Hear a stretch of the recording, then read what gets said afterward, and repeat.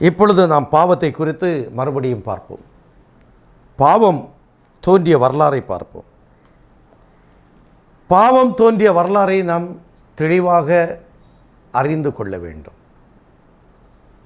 பாவம் இந்த உலகத்தில் எப்படி பிரவேசித்தது? பாவமானது ஏவாள் மூலம் ஆதாமுக்குள் நிலை பெற்று இந்த உலகத்தில் பிரவேசித்தது. அந்த பாவத்தை கொண்டு வந்த சாத்தான்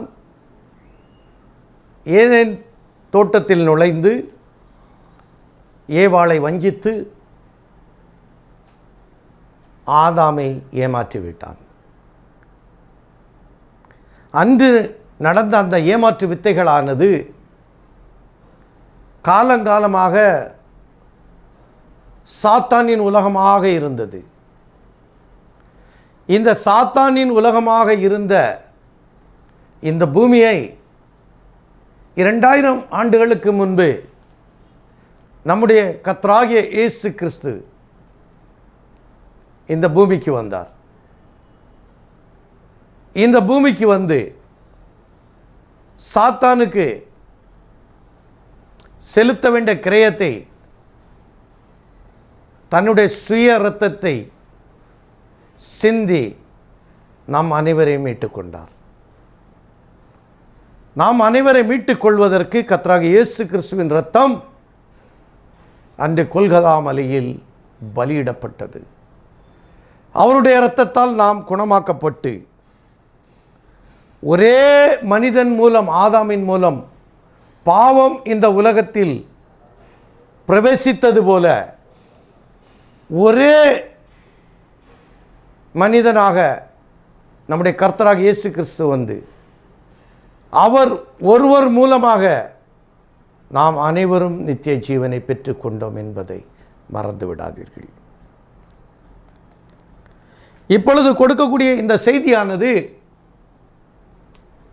சற்று உங்களுக்கு புரிந்து கொள்வதற்கு கடினமாக இருக்கலாம். ஆனால் வேதத்தை சரியாக கவனித்துக் கொள்ளுங்கள்.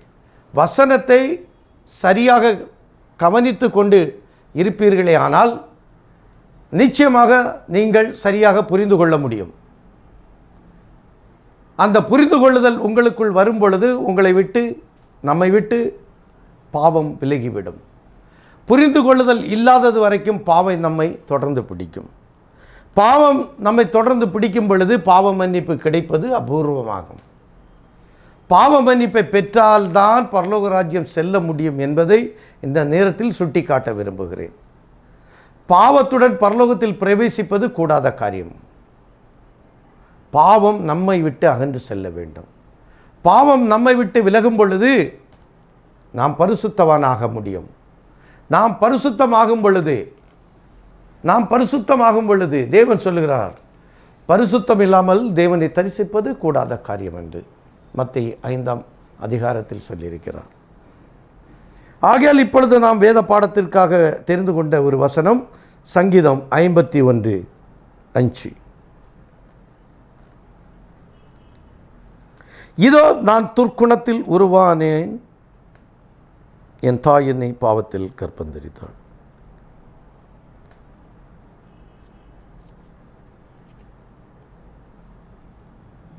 சங்கீதக்காரன் தாவீது சொன்ன அழகான ஒரு வார்த்தை, அருமையான வார்த்தை, ஜீவன் உள்ள ஒரு வார்த்தை.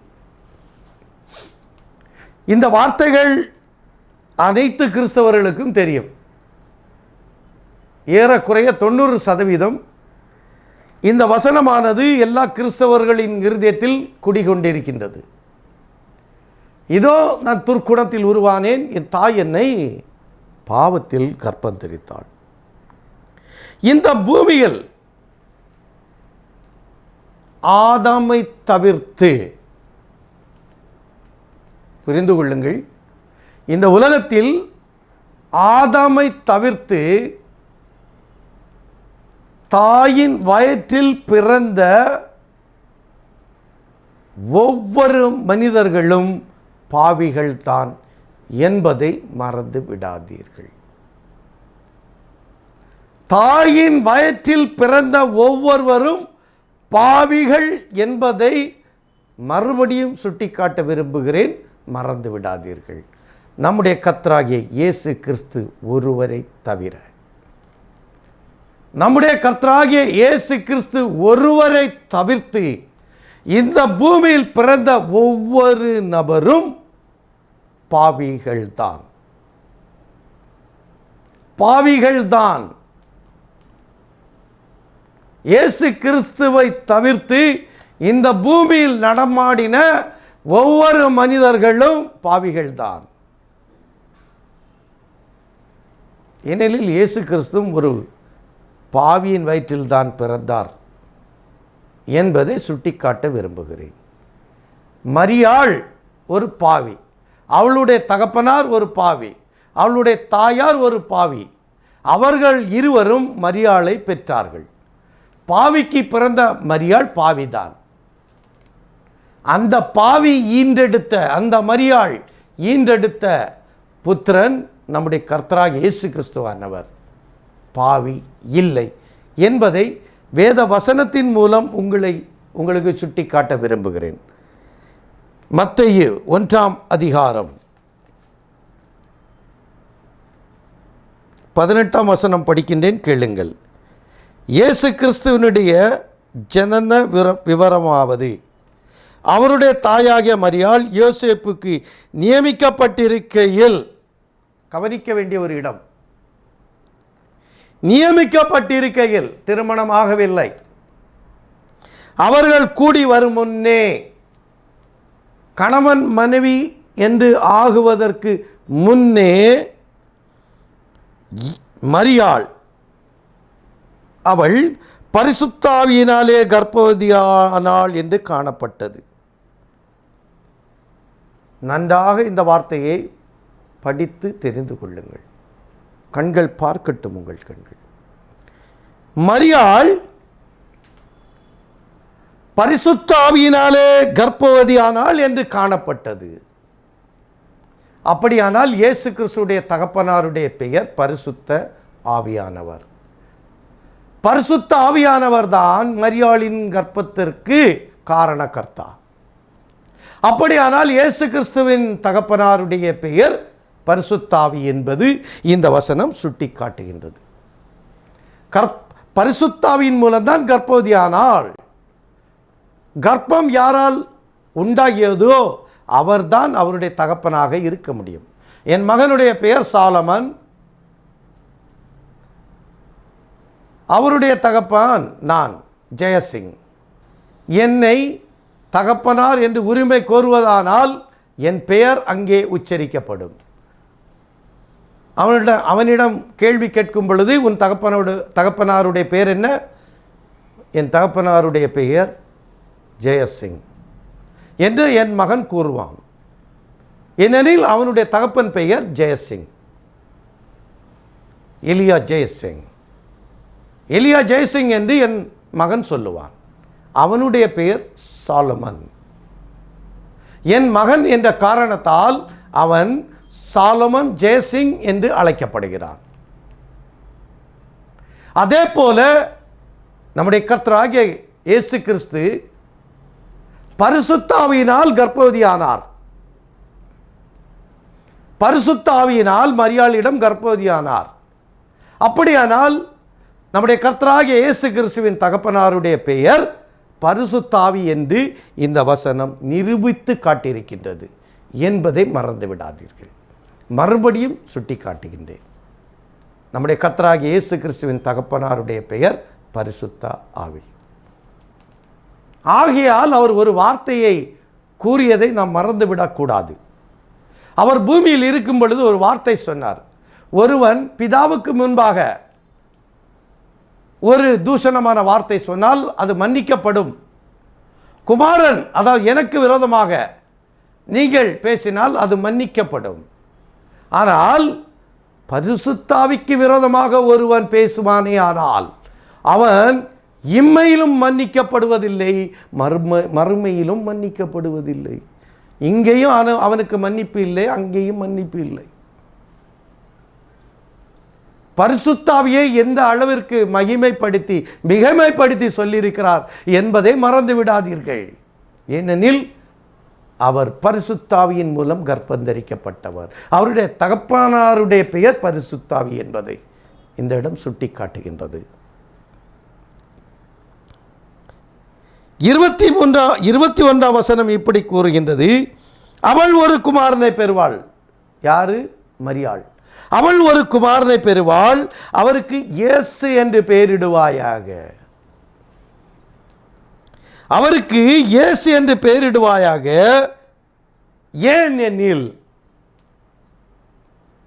ஏனெனில் அவர் தமது ஜனங்களின் பாவங்களை, நாம் அனைவருடைய பாவங்களை நீக்கி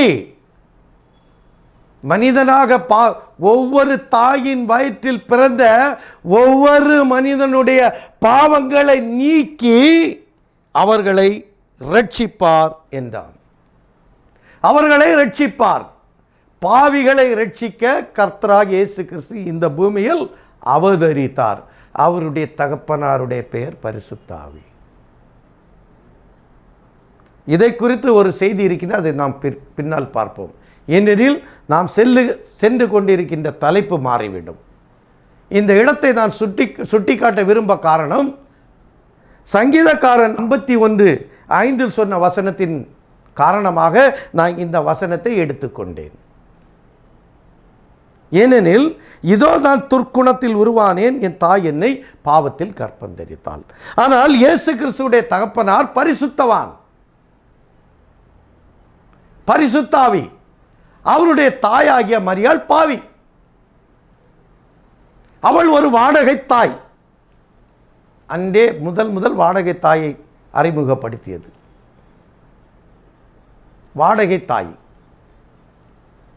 அவளுக்கும் இயேசு கிறிஸ்துவுக்கும் எந்த சம்பந்தம் இல்லை. நம்முடைய கர்த்தராகிய இயேசு கிறிஸ்துவுக்கும் இந்த வாடகை தாயாகிய மரியாளுக்கும் எந்த சம்பந்தம் இல்லை. பெற்று கொடுத்ததோடு சரி, அத்துடன் முடிந்தது கதை.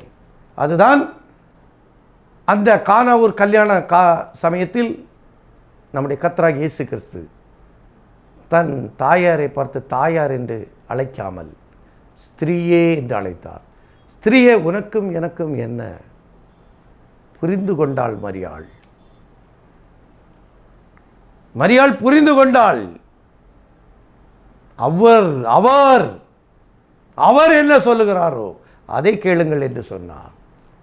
அவர் ஒரு தாய் ஒரு மகனை அவர் என்று ஒருபோதும் குறிப்பிடுவது இல்லை. அவன் என்று தான் குறிப்பிடுவாள். ஒரு தாய் மகனை அவர் என்று அழைப்பது இதுதான் முதலில். நான் தெளிவாக உங்கள் மத்தியில் இந்த சத்தியத்தை கொண்டு வர வேண்டும் என்று விரும்புகிறேன். அவர் என்று குறிப்பிடுகிறாள். அத்துடன் அந்த கதை முடிந்தது. ஆகையால் நம்முடைய கர்த்தராகிய இயேசு கிறிஸ்துவானவர் அவருடைய தகப்பனாகிய பரிசுத்தாவியின் மூலம் ஒரு பாவியின் வயிற்றில் கர்ப்பம் தரிக்கப்பட்டு இந்த பூமிக்கு வந்தார். காரணம், பாவிகளை, உங்களையும் என்னையும் ரட்சிப்பதற்காக இந்த பூமிக்கு வந்தார். காரணம், ஆதாம் இந்த பூமி முழுவதும் பாவத்தால் நிறைத்து விட்ட காரணத்தினால் இந்த பாவத்தை அழிப்பதற்காக கர்த்தராகிய இயேசு கிறிஸ்து இந்த பூமிக்கு வந்தார். ஆதலால் இந்த வசனம் சொல்லுகின்றது, இதோ நான் துர்க்குணத்தில் உருவானேன், என் தாய் என்னை பாவத்தில் கர்ப்பந்தரித்தாள். ஒவ்வொரு மனிதனும் பாவத்தில் தான் கர்ப்பந்தரிக்கப்படுகிறான். இந்த பாவத்திற்கு பரிகாரம் நாம் செய்தே ஆக வேண்டும். பாவத்திற்கு பரிகாரம் செய்யாவிட்டால் நாம் பரலோகம் போவது கேள்விக்குறியாகும். பரலோகம் போக முடியாது. பாவத்திற்கு பரிகாரம் செய்யாவிட்டால் நாம் நரகத்திற்கு தான் செல்லுவோம். ஆகையால் நாம் பாவ மன்னிப்பை கோருவது நம்முடைய கடமையாகும். எப்படி பாவம் உள்ளே பிரவேசித்தது? பாவமானது எப்படி பூமியில் வந்தது?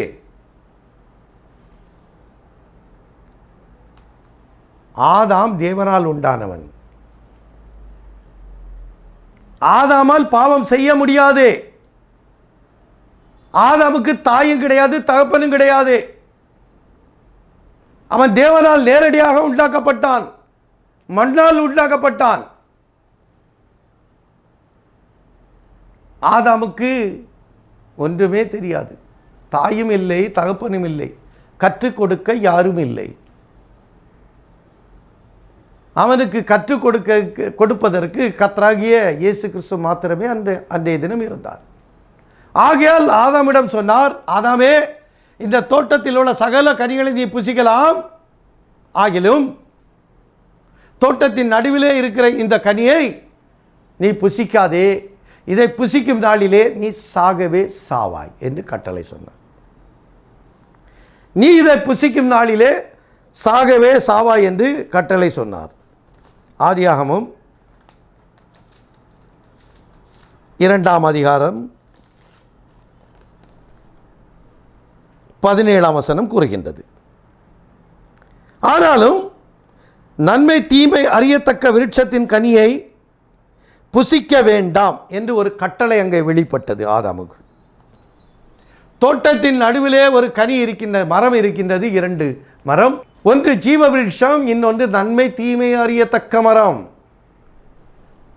தேவனாகிய கர்த்தர் ஜீவ விருட்சத்தை குறித்து ஒன்றுமே பேசவில்லை. அதை அப்படியே நிறுத்திவிட்டு இந்த மரத்தை குறித்து பேசுகிறார். நன்மை தீமை அறியத்தக்கக்கூடிய மரத்தை குறித்து பேசுகிறார்.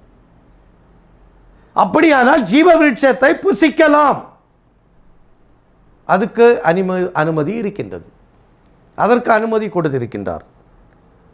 ஆனால் ஆதாம் அந்த ஜீவ விருட்சத்தை புசிக்கவில்லை.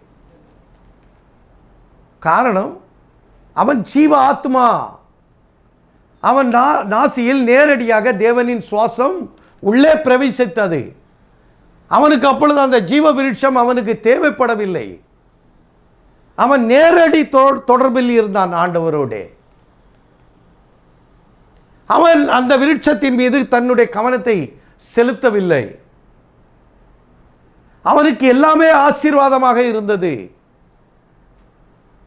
எல்லாமே அவனுக்கு பரிபூரணமாக இருந்தது. என்று அவனுக்கு மனைவி கொடுக்கப்பட்டதோ அன்று இருந்துதான் அவனுக்கு தொல்லை ஆரம்பித்தது. அன்று இருந்துதான் தொல்லை ஆரம்பித்தது. இன்றும் அநேக குடும்பங்களில் அதே தொல்லைதான். மனைவி வருவதற்கு முன்பு ஒவ்வொரு மனிதனும் சுதந்திர பறவைதான் என்று அவன் கால்களுக்கு கட்டு போடப்படுகின்றதோ அன்று அவனுக்கு தொல்லை ஆரம்பித்து விட்டது. கேள்வி கணைகள் புறப்படுகின்றது, பதில் சொல்ல முடியாமல் திணறுகிறான். சுதந்திர பறவையாக இருந்த ஒவ்வொரு மனிதனும் திருமணத்திற்கு பின்பு சிறகுடைந்த பறவையாக வீட்டு சிறைக்குள் வைக்கப்படுகிறோம். அதே போல ஆதாம் சுதந்திர பறவையாக இருந்த பொழுது அவனுக்கு ஜீவ விருட்சம் தேவைப்படவில்லை. நிச்சயமாக அவன் நித்திய ஜீவனுக்குள் பிரவேசிக்க முடியும். அவன் பரலோகத்திற்கென்று பிறந்தவன். ஆகையால் அதை குறித்து அவன் கவலைப்படவில்லை. தேவன் அதை குறித்து ஒன்றும் பேசவில்லை. என்ன பேசினார்? 17ஆம் வசனம் தெளிவாக கூறுகின்றது, அதை நீ புசிக்கும் நாளிலே, அது எது? நன்மை தீமை அறியத்தக்க விருட்சத்தின் கனியை புசிக்க வேண்டாம், அதை புசிக்கும் நாளிலே சாகவே சாவாய் என்று கட்டளையிட்டார். இதை நீ புசிச்சிட்டேன்னா நீ செத்து போவா சொல்லிட்டார். நீ செத்து போவான்னு சொன்ன உடனே அவனுக்கு என்ன தெரிஞ்சிருக்கும்? அவனுக்கு முன்னால் யாரும் செத்ததே கிடையாது. அவன் மரணத்தை ருசி பார்த்ததும் கிடையாது. மரணத்தை குறித்த அறிவும் இல்லை. செத்து போவான்னு சொன்னா அவன் ஏதோ ஒரு காரியமாக சிந்திச்சிருக்கலாம். இப்போ நமக்கு எது நரகத்தை பற்றி தெரியுமா, பரலோகத்தை பற்றி நமக்கு தெரியுமா? ஒன்றுமே தெரியாது. வேதம் கற்றுக் கொடுத்திருக்கின்றது. பரலோகம் என்பது இவ்வளவு அலங்காரமாக இருக்கும், நரகம் என்பது இவ்வளவு அலங்கோலமாக இருக்கின்றது, ஆபத்தான இடம் என்று வேதம் கற்றுக் கொடுத்திருக்கின்றது. அதை நாம் விசுவாசிக்கின்றோம். நாம் நரகத்திற்கு சென்றதும் கிடையாது, பரலோகத்துக்கு சென்றதும் கிடையாது. ஆகையால் நமக்கு தெரியவில்லையே, நமக்கு எப்படி நரகத்தை குறித்தும் பரலோகத்தை குறித்தும் தெரியவில்லையோ அதே போல் ஆதாமுக்கும் மரணத்தை குறித்து தெரியவில்லை. சாகவே சாவாய், அத்துடன் கதை முடிந்தது. அதற்கு பின்பு அவனுக்கு ஏவாள் கொடுக்கப்பட்டது, அவனுக்கு ஒரு மனைவி கொடுக்கப்பட்டார். அதன் பின்புதான் சோதனை ஆரம்பித்தது. இந்த சோதனையானது உலகம் முழுவதும் பாவத்தை கொண்டு வந்தது.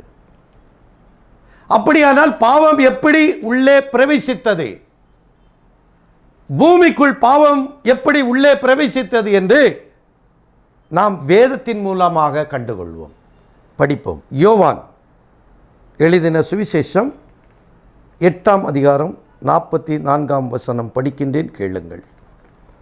நீங்கள் உங்கள் பிதாவாகிய பிசாசானவனால் உண்டானவர்கள், உங்கள் பிதாவினுடைய இச்சைகளின்படி செய்ய மனதாய் இருக்கிறீர்கள். அவன் ஆதி முதற்கொண்டு மனுஷ கொலைபாதகனாய் இருக்கிறான். சத்தியம் அவனிடத்தில் இல்லாதபடியால் அவன் சத்தியத்திலே நிலை நிற்கவில்லை. அவன் பொய்யனும் பொய்க்கு பிதாவுமாய் இருக்கிறபடியால் அவன் பொய் பேசும்போது தன் சொந்தத்தில் எடுத்து பேசுகிறான். இந்த ஒரு வசனத்தை ஒரு நாள் முழுவதும் பேச முடியும். அவ்வளவு ரகசியங்கள் இந்த வசனத்திற்குள் உள்ளடங்கி இருக்கின்றது. அதை தான் இன்று நாம் தெளிவாக பார்க்க போகின்றோம். யோவான் சொல்லுகிறார், நீங்கள் உங்கள் பிதாவாகிய பிசாசானவனால் உண்டானவர்கள். பாவம் செய்கிற ஒவ்வொரு மனிதனும் யாரால் உண்டாக்கப்பட்டான்? பிசாசினால் உண்டாக்கப்பட்டான். ஆகையால் நாம் பாவி ஆகிவிட்டோம். ஞானஸ்தானம் மூழ்கி எடுக்கிறது வரைக்கும் அவன் காட்சியில் பாவியாக தான் இருப்பான். அதுக்குதான் அவர் அன்று யோர்தான் நதிக்கரையில் தேவனாகிய கர்த்தர் இறங்கி வந்தார். அங்கே காட்சியில் யோவான் ஸ்நாபகனை நிறுத்தினார். இதோ மன திரும்புகள், பரலோக ராஜ்யம் சமீபமாயிருக்கிறது. இதுவரைக்கும் உங்களுக்கு பரலோகம் இல்லையே என்ற கேள்வி இருந்தது. முதல் யோவான் ஸ்நாபகன் சொல்கிறான், மனம் திரும்புகள், பரலோக ராஜ்யம் சமீபமாயிருக்கிறது என்று. யோர்தான் நதிக்கரையில் அறைக்கூவல் விட்ட பொழுது அநேக ஜனங்கள் ஞானஸ்தானம் எடுக்க வந்து கொண்டிருந்தார்கள். அவர்களை பார்த்த மாத்திரத்தில் யோவான் ஸ்நாபகன் கேட்டான், விரியன் பாம்பு குட்டிகளே. யோவான் ஸ்நாபகன் அவர்களை பார்த்து கேட்டான், விரியன் பாம்பு குட்டிகளே, வரும் கோபத்துக்கு தப்பித்து கொள்ள வகை காட்டினவன் யார்? கேட்டான். வந்தது எல்லாம் மனிதர்கள் அல்லவா? வந்தது எல்லாம் மனிதர்கள் அல்லவா? ஞானஸ்தானம் எடுக்க வந்தவர்கள் எல்லாம் மனிதர்கள். இந்த யோவான் அவர்களை எப்படி கூப்பிட்டான்? விரியன் பாம்பு குட்டிகளே, அதாவது பிசாசின் பிள்ளைகளே என்று கூப்பிட்டான். யார் உங்களை தப்பித்து கொள்ள வகை காட்டுனா? யாரோ பிரசங்கம் பண்ணியிருக்காங்க. அப்போ அவங்க பரலோகத்துக்கு போகிறதுக்கு அங்கே ஒருவன் நிற்கிறான், அவன்கிட்ட போனேன்னா அவன் உன்னை பரலோகத்துக்கு கூட்டு போவானா? சொன்ன உடனே எல்லா பாவிகளும் ஓடி வர்றாங்க ஞானஸ்தானம் எடுக்க. அவன் பார்த்த உடனே கேட்டான், உனக்கும் இந்த ஞானஸ்தானத்துக்கு சம்மந்தம் இல்லை. ஏன்டா நீ விரியன் பாம்பு குட்டி, நீ விரியன் பாம்பு குட்டி, உனக்கு பரலோகம் கிடையாது, உனக்கு ஞானஸ்தானத்துக்கு சம்பந்தம் கிடையாது என்று அவர்களை அதட்டினான். அவர்கள் இருதயத்தில் குத்தப்பட்டவர்களாகி, நாங்கள் பாவிகள், நாங்கள் பாவிகள், எங்களுக்கு பரலோகம் போக முடியவில்லையே என்று கதறி அழுத பொழுது யோவான் ஸ்நாபகன் அவர்களை என்ன செய்தான்? யோர்தான் நதியில் இறக்கி மூழ்கி ஞானஸ்தானம் கொடுத்தார் என்பதை மறந்துவிடக்கூடாது. ஆனால் நாம் நம்முடைய பாரம்பரியத்தினால் தேவனுடைய கற்பனைகளை அவமாக்குறோம் என்று ஏசாயா தீர்க்கதரிசியும் சொல்லியிருக்கின்றார். நம்முடைய கர்த்தராகிய இயேசு கிறிஸ்துவும் சொல்லியிருக்கின்றார். நம்முடைய பாரம்பரியத்தினால் என் தகப்பனார் செய்தார், அவர் இதை செய்தார், இவர் செய்தார் என்று நாம் அந்த பாரம்பரியத்தினால் தேவனுடைய கற்பனைகளை அவமாக்குகிறோமே தவிர்த்து தேவனை மகிமைப்படுத்தவில்லை என்பதை நேரத்தில் சுட்டி காட்டுகிறேன். அன்று யோவான் ஸ்நாபகன் விரியன் பாம்பு குட்டிகளே என்று அறைகூவல் விட்டான். அதே யோவான் ஸ்நாபகன் தான் இங்கே இந்த வார்த்தை சொல்லுகிறார், நீங்கள் உங்கள் பிதாவாகிய பிசாசானவனால் உண்டானவர்கள். நீங்கள் பிசாசுக்கு பிறந்தவங்க, அவனுடைய இச்சைகளின்படி தான் செய்கிறீர்கள். அவன் ஆதி முதற்கொண்டு மனுஷ கொலைபாதகனாய் இருக்கிறான். அவன் ஆதி முதற்கொண்டு யாரா இருக்கிறாங்களா? மனுஷ கொலைபாதகனாக இருக்கான். ஆதியில் முதல் யார் கொலை செய்தா? முதல் கொலைக்காரன் காயின். காயின் யாரு கொலைக்காரன் என்று யோவான் வெளிச்சத்திற்கு கொண்டு வந்து விட்டார் காயினை. இன்று அநேக வேத போதகர்கள் அதை மூடி மறைக்கிறார்கள். ஆகையால் தான் இந்த வசனத்தை தெளிவாக உங்கள் மத்தியில் கொண்டு வருகிறேன். நான் என் சொந்த கருத்தை பேசவில்லை என்பதை உணருங்கள். இங்கே வசனம் சொல்லுகிறதை குறிப்பிட்டு சொல்லுகிறேன். அவன் ஆதி முதற்கொண்டு மனுஷ கொலை பாதகனாய் இருக்கிறான். ஆதியில் முதல் கொலை செய்த கொலைக்காரன் யார்? அவனுடைய பெயர் என்ன? அவனுடைய பெயர் காயின். ஏனெனில் அதே யோவான் இன்னொரு வசனத்தில் அதை தெளிவுபடுத்தி காண்பித்திருக்கிறார். 1 யோவான் 3ஆம் அதிகாரம் 12ஆம் வசனம். பொல்லாங்கனால் உண்டாயிருந்து தன் சகோதரனை கொலை செய்த காயினை போல் இருக்க வேண்டாம். அவன் எதிர் நிமித்தம் கொலை செய்தான்? தன் கிரியைகள் பொல்லாதவைகளும் தன் சகோதரனுடைய கிரியைகள் நீதி உள்ளவைகளுமாய் இருந்ததின் நிமித்தம்தானே என்று யோவான் வெளிப்படுத்தி காண்பிக்கிறார்.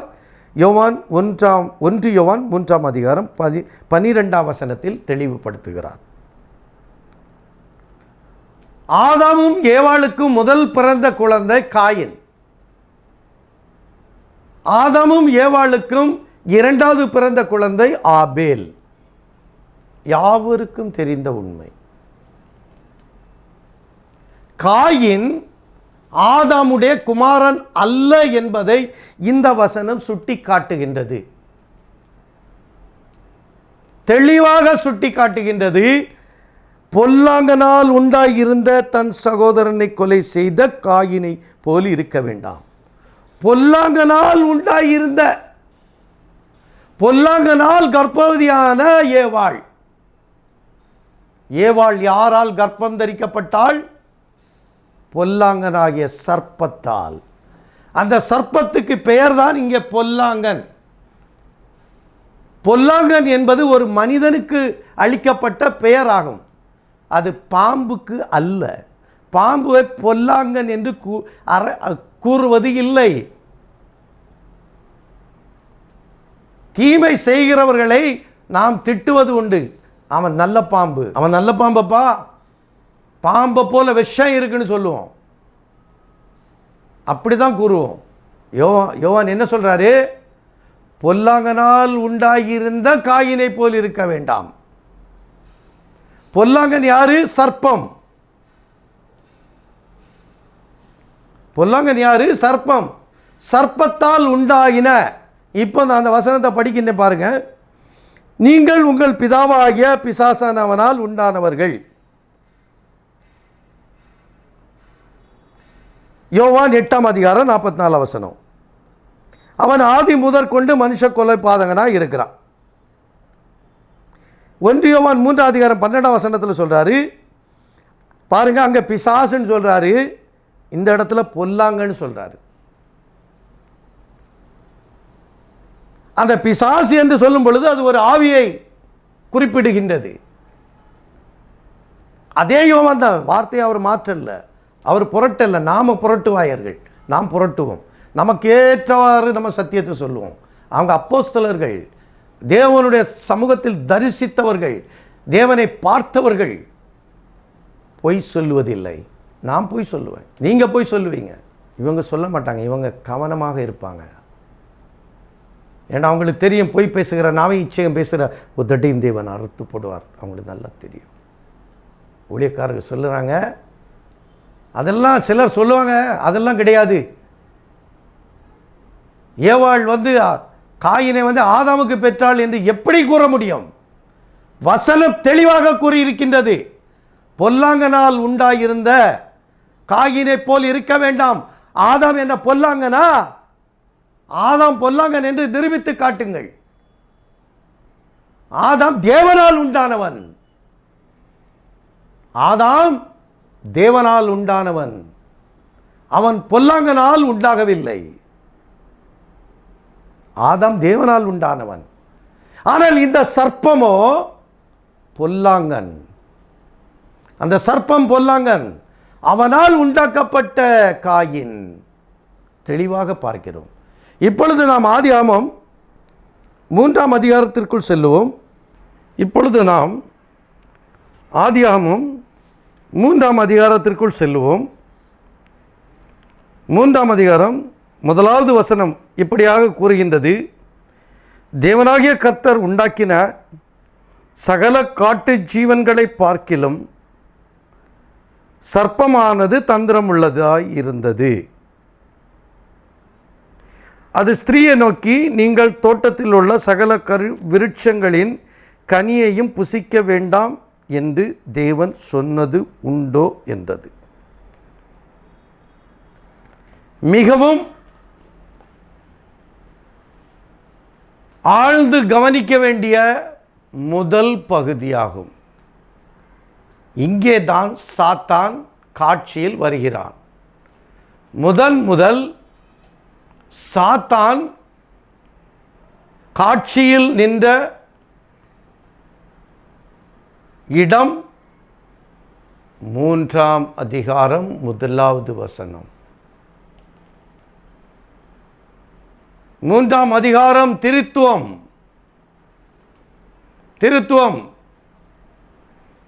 அவன் கரெக்டாக திருத்துவத்தில் வர்றான் பாருங்க. 3வது அதிகாரம் 1வது வசனத்தில் என்ட்ரி பண்ணுறான். எப்படி வருகிறான்? தேவனாகிய கர்த்தர் தாம் உண்டாக்கின காட்டு ஜீவன்களை பார்க்கிலும் சர்ப்பமானது தந்திரமுள்ளதே. இது ஒரு காட்டு ஜீவன் என்ற கணக்கில் வச்சிருக்கிறாரு சர்ப்பம். இது காட்டு ஜீவன்கள் என்ற கணக்கில் தான் இருக்கு.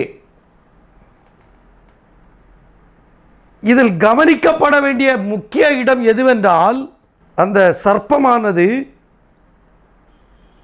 ஸ்திரீயை நோக்கி, இப்போ இந்த சர்ப்பம் அதனுடைய தோற்றம் எப்படிப்பட்டது என்று யாருக்கும் எவருக்கும் தெரியாது.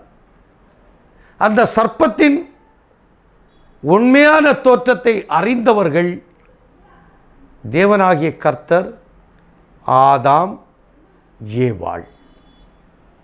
இம்மூவருந்தான் இந்த சர்ப்பத்தின் தோற்றத்தை சரியாக பார்த்தவர்கள், அறிந்தவர்கள் ஆகும். இந்த முதலாவது காட்சியில் உள்ள விளக்கம் வேறு யாருக்கும் தெரியாது. கவனிக்கப்பட வேண்டிய இடம் இதுதான். அது ஸ்திரீயை நோக்கி, நீங்கள் தோட்டத்தில் உள்ள சகல விருட்சங்களின் கனியையும் புசிக்க வேண்டாம் என்று தேவன் சொன்னது உண்டோ என்றது. பேசுகிற ஒரு ஜீவன். பறவைகளில் எவைகளாவது பேசுகிற பறவைகள் உண்டா? மைனா, குயில் இதெல்லாம் பேசுகிறது இல்லை. அது ஒரு ராகம். நாம் கற்றுக் கொடுக்குறோம், பேசுது இல்லைன்னா பேசுவோம். கிளி அதற்கு, ஏனெனில் அதற்குள் ஆத்துமா இல்லை. அதற்குள் ஆத்துமா இல்லை பறவைகளுக்குள், ஆகையால் அவைகள் பேசுவது இல்லை. காட்டு மிருகங்களை பாருங்கள், அனைத்து மிருகங்களை பாருங்கள். எந்த ஒரு மிருகமாவது பேசுகிற மிருகம் உண்டா என்பதை கவனித்து பாருங்கள். ஒரு மிருகமும் பேசுவது இல்லை. ஒரு மிருகமும் பேசுவது இல்லை. ஆனால் இங்கே ஒரு மிருகம் வருகின்றது. 3ஆம் அதிகாரம் 1வது வசனத்தில் அது ஸ்திரீயை நோக்கி,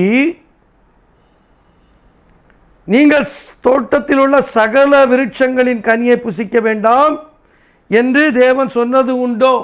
புசிக்க வேண்டாம், பொய்யை கொண்டு வந்துட்டான். அவன் பொய்யனும் பொய்க்கு பிதாவும் இருக்கிறான் என்று யோவான் 8ஆம் அதிகாரம் 44வது வசனத்தில் படித்தோம். அவன் பொய்யனும் பொய்க்கு பிதாவுமாய் இருக்கிறான் என்பதை இந்த வசனம் நிரூபித்து காட்டுகின்றது. தேவன் புசிக்க வேண்டாம் என்று சொன்னது உண்டு. பொய் பேசிட்டான். ஏன்னா அவன் தான் பொய்க்கு பிதாவாக இருக்கான். சர்ப்பம் காட்டு மிருகமானது. புரிந்து கொள்ள வேண்டும். ஸ்திரீயோட அந்த மிருகம் பேசுகின்றது. கவனிக்கப்பட வேண்டிய இடம் இதுதான். பேசுகிற மிருகமானால் அந்த மிருகத்திற்குள் ஒரு ஆத்துமா இருக்கின்றது. பேசக்கூடியது ஆத்துமாவாகும். இன்று நான் பேசிக்கொண்டு இருக்கிறேன், ஆனால் நான் அல்ல, எனக்குள் வாசம் செய்கிற ஆத்துமா உங்கள் மத்தியில் பேசிக்கொண்டிருக்கின்றது. இந்த ஆத்மாவானது என் சரீரத்திலிருந்து வெளியேறுமானால் நான் மரித்து கீழே விழுந்து விடுவேன். இன்று நான் நிற்கிறேன் என்றால் அது ஆத்மாவின் பலத்தினால். அந்த ஆத்மாவின் பலத்தினால் தான் பேசுகிறேன். இந்த ஆத்மா என்னை விட்டு வெளியேறுமானால் நான் கீழே விழுந்து விடுவேன். என்னிடம் பேச சொல்லி பாருங்கள், பேச முடியாது. அப்போ எனக்குள் தங்கி இருந்தது ஒரு ஆத்மா, ஆகையால் பேசுகிறேன். இங்கே ஒரு மிருகத்தை காட்சியில் கொண்டு வந்து நிறுத்திவிட்டு அதை பேச வைத்திருக்கிறார் என்றால் அது ஒரு பேசக்கூடிய ஒரு மிருகமாக இருக்கின்றது. அது ஒரு மனித இனத்தை சார்ந்தது என்றுதான் நமக்கு தோன்றுகின்றது. எப்படி ஆதாம் தேவனால் உண்டாக்கப்பட்ட ஒரு பரிசுத்த மனிதனாக இருந்தானோ, அதே போல தேவனால் உண்டாக்கப்பட்ட ஒரு அசுத்தமான மனிதனாக இருக்கலாம். அது தேவனால் உண்டாக்கப்பட்ட ஆதாம் தேவனால் உண்டாக்கப்பட்ட பரிசுத்த மனிதனானால் இவன் ஒரு அசுத்த மனிதன். அவனுக்கு மிருகம் என்று பெயர் அழைக்கப்பட்டிருக்கின்றது. அவனுக்கு மிருகம் என்ற பெயர் கொடுக்கப்பட்டிருக்கின்றது. ஆகையால் அவனை இங்கே மிருகம் என்றே அழைக்கப்படுகின்றது. சர்ப்பம் என்று சொல்லப்படும். சர்ப்பம் என்றால் பாம்பு இனத்தை சார்ந்தது. அது சர்ப்பம், ஆனால் அது மிருகமாம். அப்படியானால் தேவன் அதை மறைத்து வைத்திருக்கிறார். இதுதான் தேவ ரகசியம். அது ஒரு பேசக்கூடிய மிருகம். அது ஒரு மனித இனத்தை சார்ந்தது. ஆனால் அதை காட்டு இனத்தில் வைத்து விட்டார், மனிதரில் சேர்க்கவில்லை.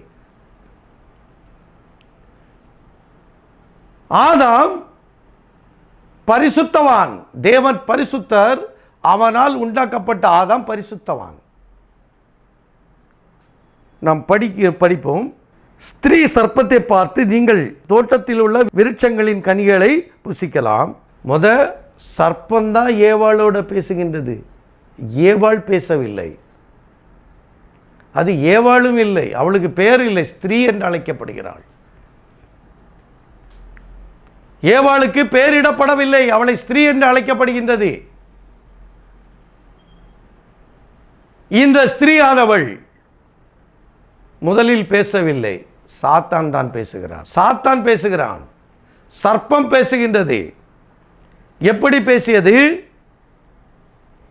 பொய் பேசியது. அந்த பொய்க்கு இவள், இந்த ஸ்திரீயானவள் எப்படி பதில் கொடுக்கிறாள் பார்ப்போம். ஸ்திரீ சர்ப்பத்தை பார்த்து, நாங்கள் தோட்டத்தில் உள்ள விருட்சத்தில் உள்ள கனிகளின் கனிகளை புசிக்கலாம், ஆனாலும் தோட்டத்தின் நடுவில் இருக்கிற விருட்சத்தின் கனியை குறித்து தேவன் நீங்கள் சாகாதபடிக்கு அதை புசிக்கவும் அதை தொடவும் வேண்டாம் என்று சொன்னார் என்றாள். இங்கே 2ஆம் அதிகாரம் 17ஆம் வசனம் இப்படியாக கட்டளை கொடுத்திருக்கின்றது. 16 17 படிக்கின்றேன், கேளுங்கள். தேவனாகிய கர்த்தர் மனுஷனை நோக்கி, நீ தோட்டத்தில் உள்ள சகல விருட்சத்தின் கனியையும் புசிக்கவே புசிக்கலாம், ஆனாலும் நன்மை தீமை அறியத்தக்க விருட்சத்தின் கனியை புசிக்க வேண்டாம், அதை நீ புசிக்கும் நாளிலே சாகவே சாவாய் என்று கட்டளையிட்டார். புசிக்கலான்னு சொன்னார். ஆனால் இந்த ஸ்திரீயானவள் ஒரு பொய்யை சொல்லுகிறாள் பாருங்க. தொடவும் வேண்டாம். அப்பொழுதே நிருபமாகிவிட்டது, ஏவாள் ஒரு பொய்யின் ஆவி அவளுக்குள் இருந்தது. ஆகையால் 2 பொய்களும் இணைந்தது. இவளும் ஒரு பொய்யை சொல்லிவிட்டாள். தொடவும் கூடாது. தேவன் தொடக்கூடாதுன்னு சொன்னாரா? புசிக்க வேண்டாம் தான் சொன்னார். புசிக்கவே புசிக்கலாம், தோட்டத்தில் உள்ள சகல கனிகள். ஆனால் தோட்டத்தின் நடுவில் இருக்கிற கனியை புசிக்கவே வேண்டாம், அதை புசிக்கும் நாளிலே நீ சாகவே சாவா என்று கட்டளை கொடுக்கப்பட்டது ஆதாமிடம். ஆதாமிடம் பேசும் பொழுது அங்கே இந்த மனுஷி இல்லை. அங்கே அவளுக்கும் இந்த கனிக்கும் எந்த சம்பந்தம் இல்லை. அவளுக்கு ஆதாம் சொல்லியிருக்கலாம், அது சொன்னதாகவும் இங்கே பதில் இல்லை. ஒரு கேள்வி தான் நமக்கு, அது கேள்வியை வைத்திருக்கு. சொல்லி இருக்கலாம். ஏன்னா காரணம் என்ன?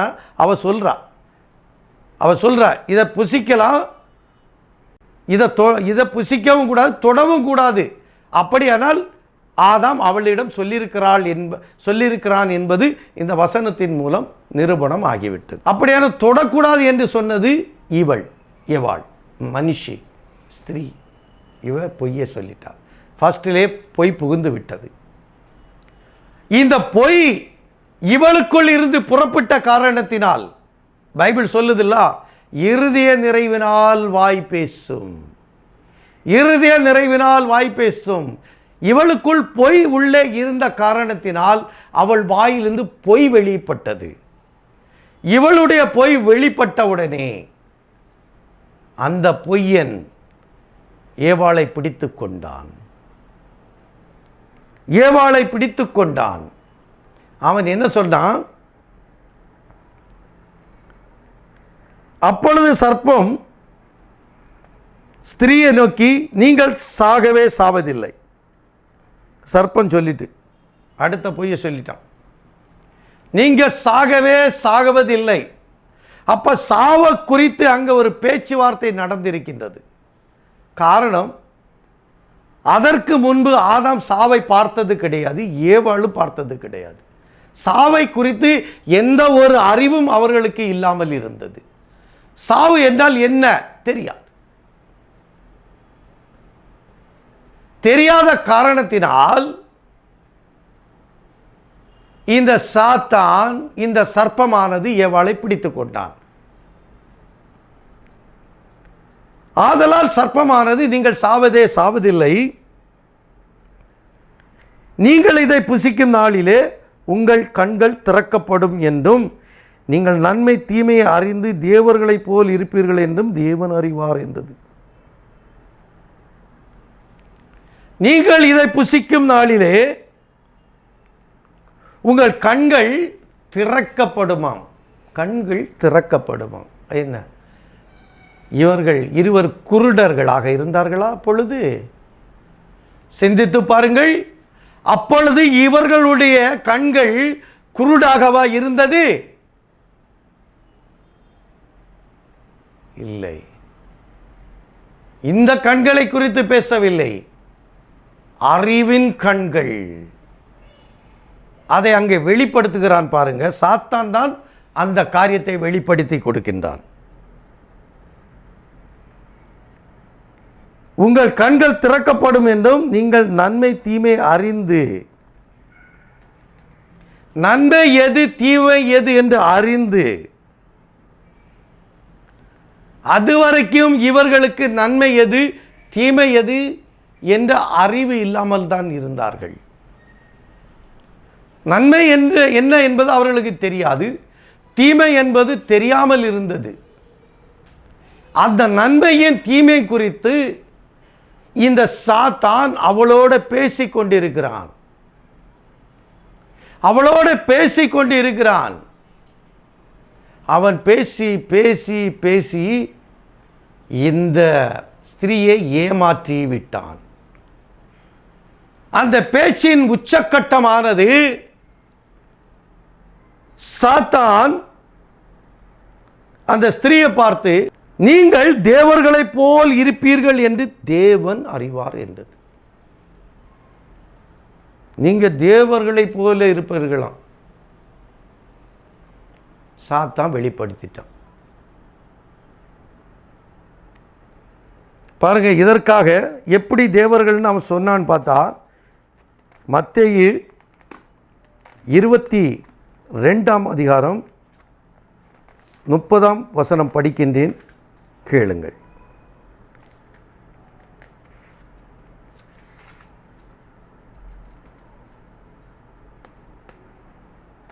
பாருங்க, 30வது வசனம் படிக்கிறோம். மத்தேயு, இவன் ஆதாம் ஏவாள் ஏதேன் தோட்டத்தில் இருக்கிறார்கள். சாத்தான் ஏவாளோட வஞ்சித்து கொண்டிருக்கிறான். அவன் சொன்ன வார்த்தை, நீங்கள் தேவர்களைப் போல் இருப்பீர்கள் என்பது தேவன் அறிவார். அவன் சரியா உண்மையை தான் சொன்னான். அவன் பொய் சொல்லல. சாத்தான் இந்த காரியத்தில் பொய் சொல்லல. அதை ஏசப்பா வெளிப்படுத்தியிருக்கிறார். மத்தேயு 22ஆம் அதிகாரம் 30வது வசனம் படிக்கின்றேன், கவனமாக கேளுங்கள். உயிர்த்தெழுதலில் கொள்வினையும் கொடுப்பினையும் இல்லை, அவர்கள் பரலோகத்திலே தேவதூதரை போல இருப்பார்கள். சொன்னது ஏசப்பா.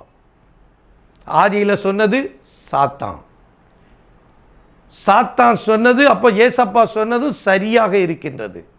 அவன் சொன்னா, நீங்கள் தேவர்களைப் போல இருப்பீர்கள். தேவர்கள்னா யாரு? தேவதூதர்கள் தான். இங்க ஏசப்பா என்ன சொல்றாரு? நீ பரலோக ராஜ்யத்துக்கு வந்துட்டேன்னா எப்படி இருப்பியா? தேவதூதர்களைப் போல இருப்பீர்கள் என்று மத்தேயு 22ஆம் அதிகாரம் 30வது வசனத்தில் நம்முடைய கர்த்தராகிய இயேசு கிறிஸ்து இந்த வசனத்தை உறுதிப்படுத்தியிருக்கின்றார். சாத்தான் போய் சொல்லல பாருங்க, சரியா சொல்றோம்.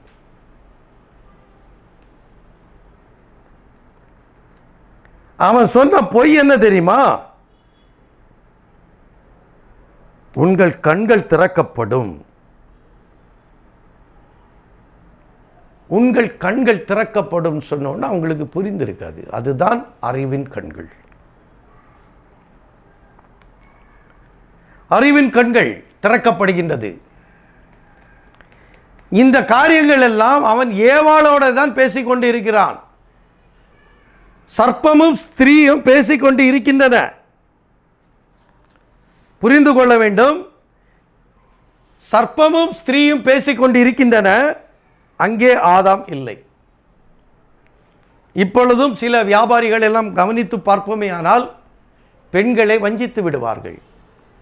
குறிப்பாக சேலை விற்கக்கூடிய, துணிமணி விற்கக்கூடிய ஒவ்வொரு வியாபாரிகளும் பெண்களை நோக்கி தான் செல்லுவார்கள்.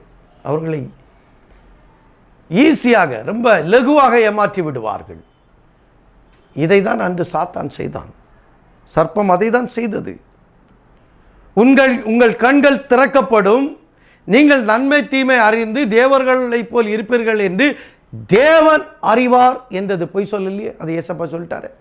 தேவன் அறிவார், தேவன் அறிவார்னு இந்த உண்மையை அவன் சொன்ன உடனே ஏவாளுக்குள் ஒரு ஆசை உருவாகியது. ஆசைதான் அழிவுக்கு காரணமாகியது. ஆசைதான் மரணத்தை கொண்டு வந்தது. அப்ப ஆசைப்படுகிற ஒவ்வொரு மனிதனும் அழிந்து போவான். போதுமென்ற மனமே பொன் செய்யும் விருந்து. நம்முடைய வேதம் அநேக காரியங்களை கற்றுக் கொடுத்திருக்கின்றது. பண ஆசை எல்லா தீமைக்கு வேறு என்று கூறுகின்றது. ஆசை ஆசை குறித்து ஒரு மணிக்கூர் பேசலாம். புரிந்து கொள்ளுங்கள். இங்கே கூறப்பட்ட இந்த வசனம், நீங்கள் நன்மை தீமை அறிந்து தேவர்களைப் போல் இருப்பீர்கள் என்று சொன்ன மாத்திரத்தில் ஏவாளுக்குள் அந்த சர்ப்பத்தின் மீது ஒரு ஈர்ப்பு உண்டாகியது. ஒரு பெரிய ஈர்ப்பு உண்டாகியது. ஆசை காட்டி மோசம் செய்து விட்டான். நாம் 6வது வசனத்தை படிப்போம், கேளுங்கள். அப்பொழுது ஸ்திரீயானவள் அந்த விருட்சம் புசிப்புக்கு நல்லதும் பார்வைக்கு இன்பமும் புத்தியை தெளிவிக்கிறதுமாய் இருக்கிறது என்று கண்டு அதன் கனியை பறித்து புசித்து தன் புருஷனுக்கும் கொடுத்தாள், அவனும் புசித்தான். இந்த இடத்தை, இந்த வசனத்தின் மீது மிகவும் நம்முடைய கவனங்களை செலுத்த வேண்டும். அப்பொழுது ஸ்திரீயானவள் அந்த விருட்சம் புசிப்புக்கு நல்லது. மரம் புசிக்க முடியுமாங்க? மரம் புசிப்புக்கு நல்லதான். மரம் எப்படி புசிப்புக்கு நல்லதா இருக்கும்? அப்ப அந்த மரம் யாரு? அங்கே நின்ற மரம் யாரா இருக்கும்? இதனுடைய விளக்கத்தை நம்ம பார்க்க வேண்டுமானால் மார்க்கு 8ஆம் அதிகாரம் 24ஆம் வசனத்தை பார்க்கலாம். மார்க்கு 8:24 தேவன் அங்கே ஒரு பெரிய அற்புதத்தை செய்கிறார். குருடருக்கு, குருடனுடைய கண்களை அங்கே திறக்கிறார். குருடனுடைய கண்களை திறக்கும் பொழுது அவனுக்கு மிக ஆச்சரியமாக இருந்து, ஏவாளும் ஆதாமும் குருடர்கள் அல்ல, ஆனால் அவர்கள் கண்கள் திறக்கப்பட்டு இருந்தது. ஆனால் இந்த சர்ப்பம் அவர்களுடைய கண்களை திறந்தான் என்று பார்க்கிறோம். அது அறிவின் கண்களாகும். திறக்கப்பட்ட கண்கள் அறிவின் கண்கள். நன்மை எது தீமை எது என்பதை அறிந்து கொண்டார்கள். மரணம் எது ஜீவன் எது என்பதை அறிந்து கொண்டார்கள். பரலோகம் எது பாதாளம் என்பதை அறிந்து கொண்டார்கள். அறிவின் கண்கள் திறக்கப்பட்டது. ஆனால் இங்கே இந்த வசனமானது இப்படி கூறுகின்றது, அந்த மரமானது புசிப்புக்கு நல்லதான். மரம் புசிக்க முடியுமாங்க? இங்க மார்க்கு 8:24 சொல்லுகின்றது, அவன் ஏறிட்டு பார்த்து, அந்த குருடன் ஏறிட்டு பார்க்கிறான் கண்கள் திறந்தவுடனே, நடக்கிற மனுஷரை மரங்களை போல் காண்கிறேன் என்றான். இந்த குருடனுடைய கண்கள் திறந்தவுடனே அவன் மனுஷரை பார்க்கிறான். இந்த குருடன் எல்லாம் மரமாக தெரியுதானோ. அவன் ஆண்டவர்கிட்ட சொல்கிறான், நடக்கிற மனிதர்கள் எல்லாம் எனக்கு நடக்கிற மனிதர்கள் எல்லாம் எனக்கு மரமாக தெரிகின்றது என்று சொன்னான். அதுதான் இந்த வசனத்தின் விளக்கம். அந்த மரம், அந்த மனிதன், அந்த விருட்சம் புசிப்புக்கு நல்லது. அந்த விருட்சம் புசிப்புக்கு நல்லதும். அப்படியானால் அங்கே நின்ற சர்ப்பம் மனிதன் என்பதை நிரூபித்து காண்பிக்கிறது. நமக்கு அது மறைக்கப்பட்ட வார்த்தையாக இருக்கின்றது. அது விருட்சம் என்று சொல்லப்பட்டிருக்கின்றது, மரம் என்று சொல்லப்பட்டிருக்கின்றது. அதனுடைய விளக்கத்தை நம்ம ஏசப்பா சொன்னார், நடக்கிற மனுஷன் எல்லாம் மரமாக தெரிகிறான் சொல்றான். அப்ப அங்கே நின்றது அதுதான் மனுஷனை தான் நாம் என்ன செய்ய முடியும்? உறவு கொள்ள முடியும். புசிப்புக்கு நல்லதும் பார்வைக்கு இன்பமும். அவள் அந்த மரத்தை, அந்த மனிதனை பார்த்தவுடன் இவளுக்குள் ஒரு இன்பம் உண்டாகியது. எந்த மரத்தை பார்த்தாலாவது இன்பம் வருமா? எந்த மரத்தை பார்த்தால் இன்பம் வரும் சொல்லுங்க? மனிதனை பார்த்தால் இன்பம் வரும். ஒரு ஹீரோ வருகிறார், ஒரு நடிகர் வருகிறார், பார்க்கிற பெண்களுக்கு அவன் மீது ஒரு இன்பம் வந்துவிடும். அழகான ஆண்களை பார்த்தால் பெண்களுக்கு ஒரு இன்பம் வரும். இங்கே ஒரு இன்பம் வருகின்றது. அந்த மரத்தை பார்க்கிறாள், அந்த சர்ப்பத்தை பார்க்கிறாள்.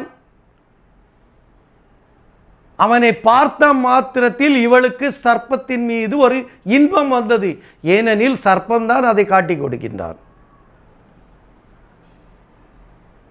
அந்த மரத்தின் விளக்கத்தை இந்த சர்ப்பம்தான் விளக்கம் சொல்லிக் கொண்டிருக்கின்றான். அந்த மரமானது புசிப்புக்கு நல்லதும் பார்வைக்கு இன்பமும் புத்தியை தெளிவிக்கிறது. புத்தி அதுக்கப்புறம் தான் தெளிவு வருது. புத்தி தெளிவு என்று வரும் என்றால், ஒரு கன்னி பெண் திருமணம் ஆன பின்பு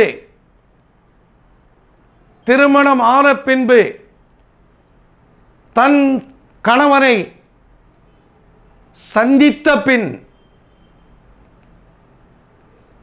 அவர்களுடைய சம்பாஷணைகளுக்கு பின்புதான் அவளுடைய புத்தி தெளிவாகும்.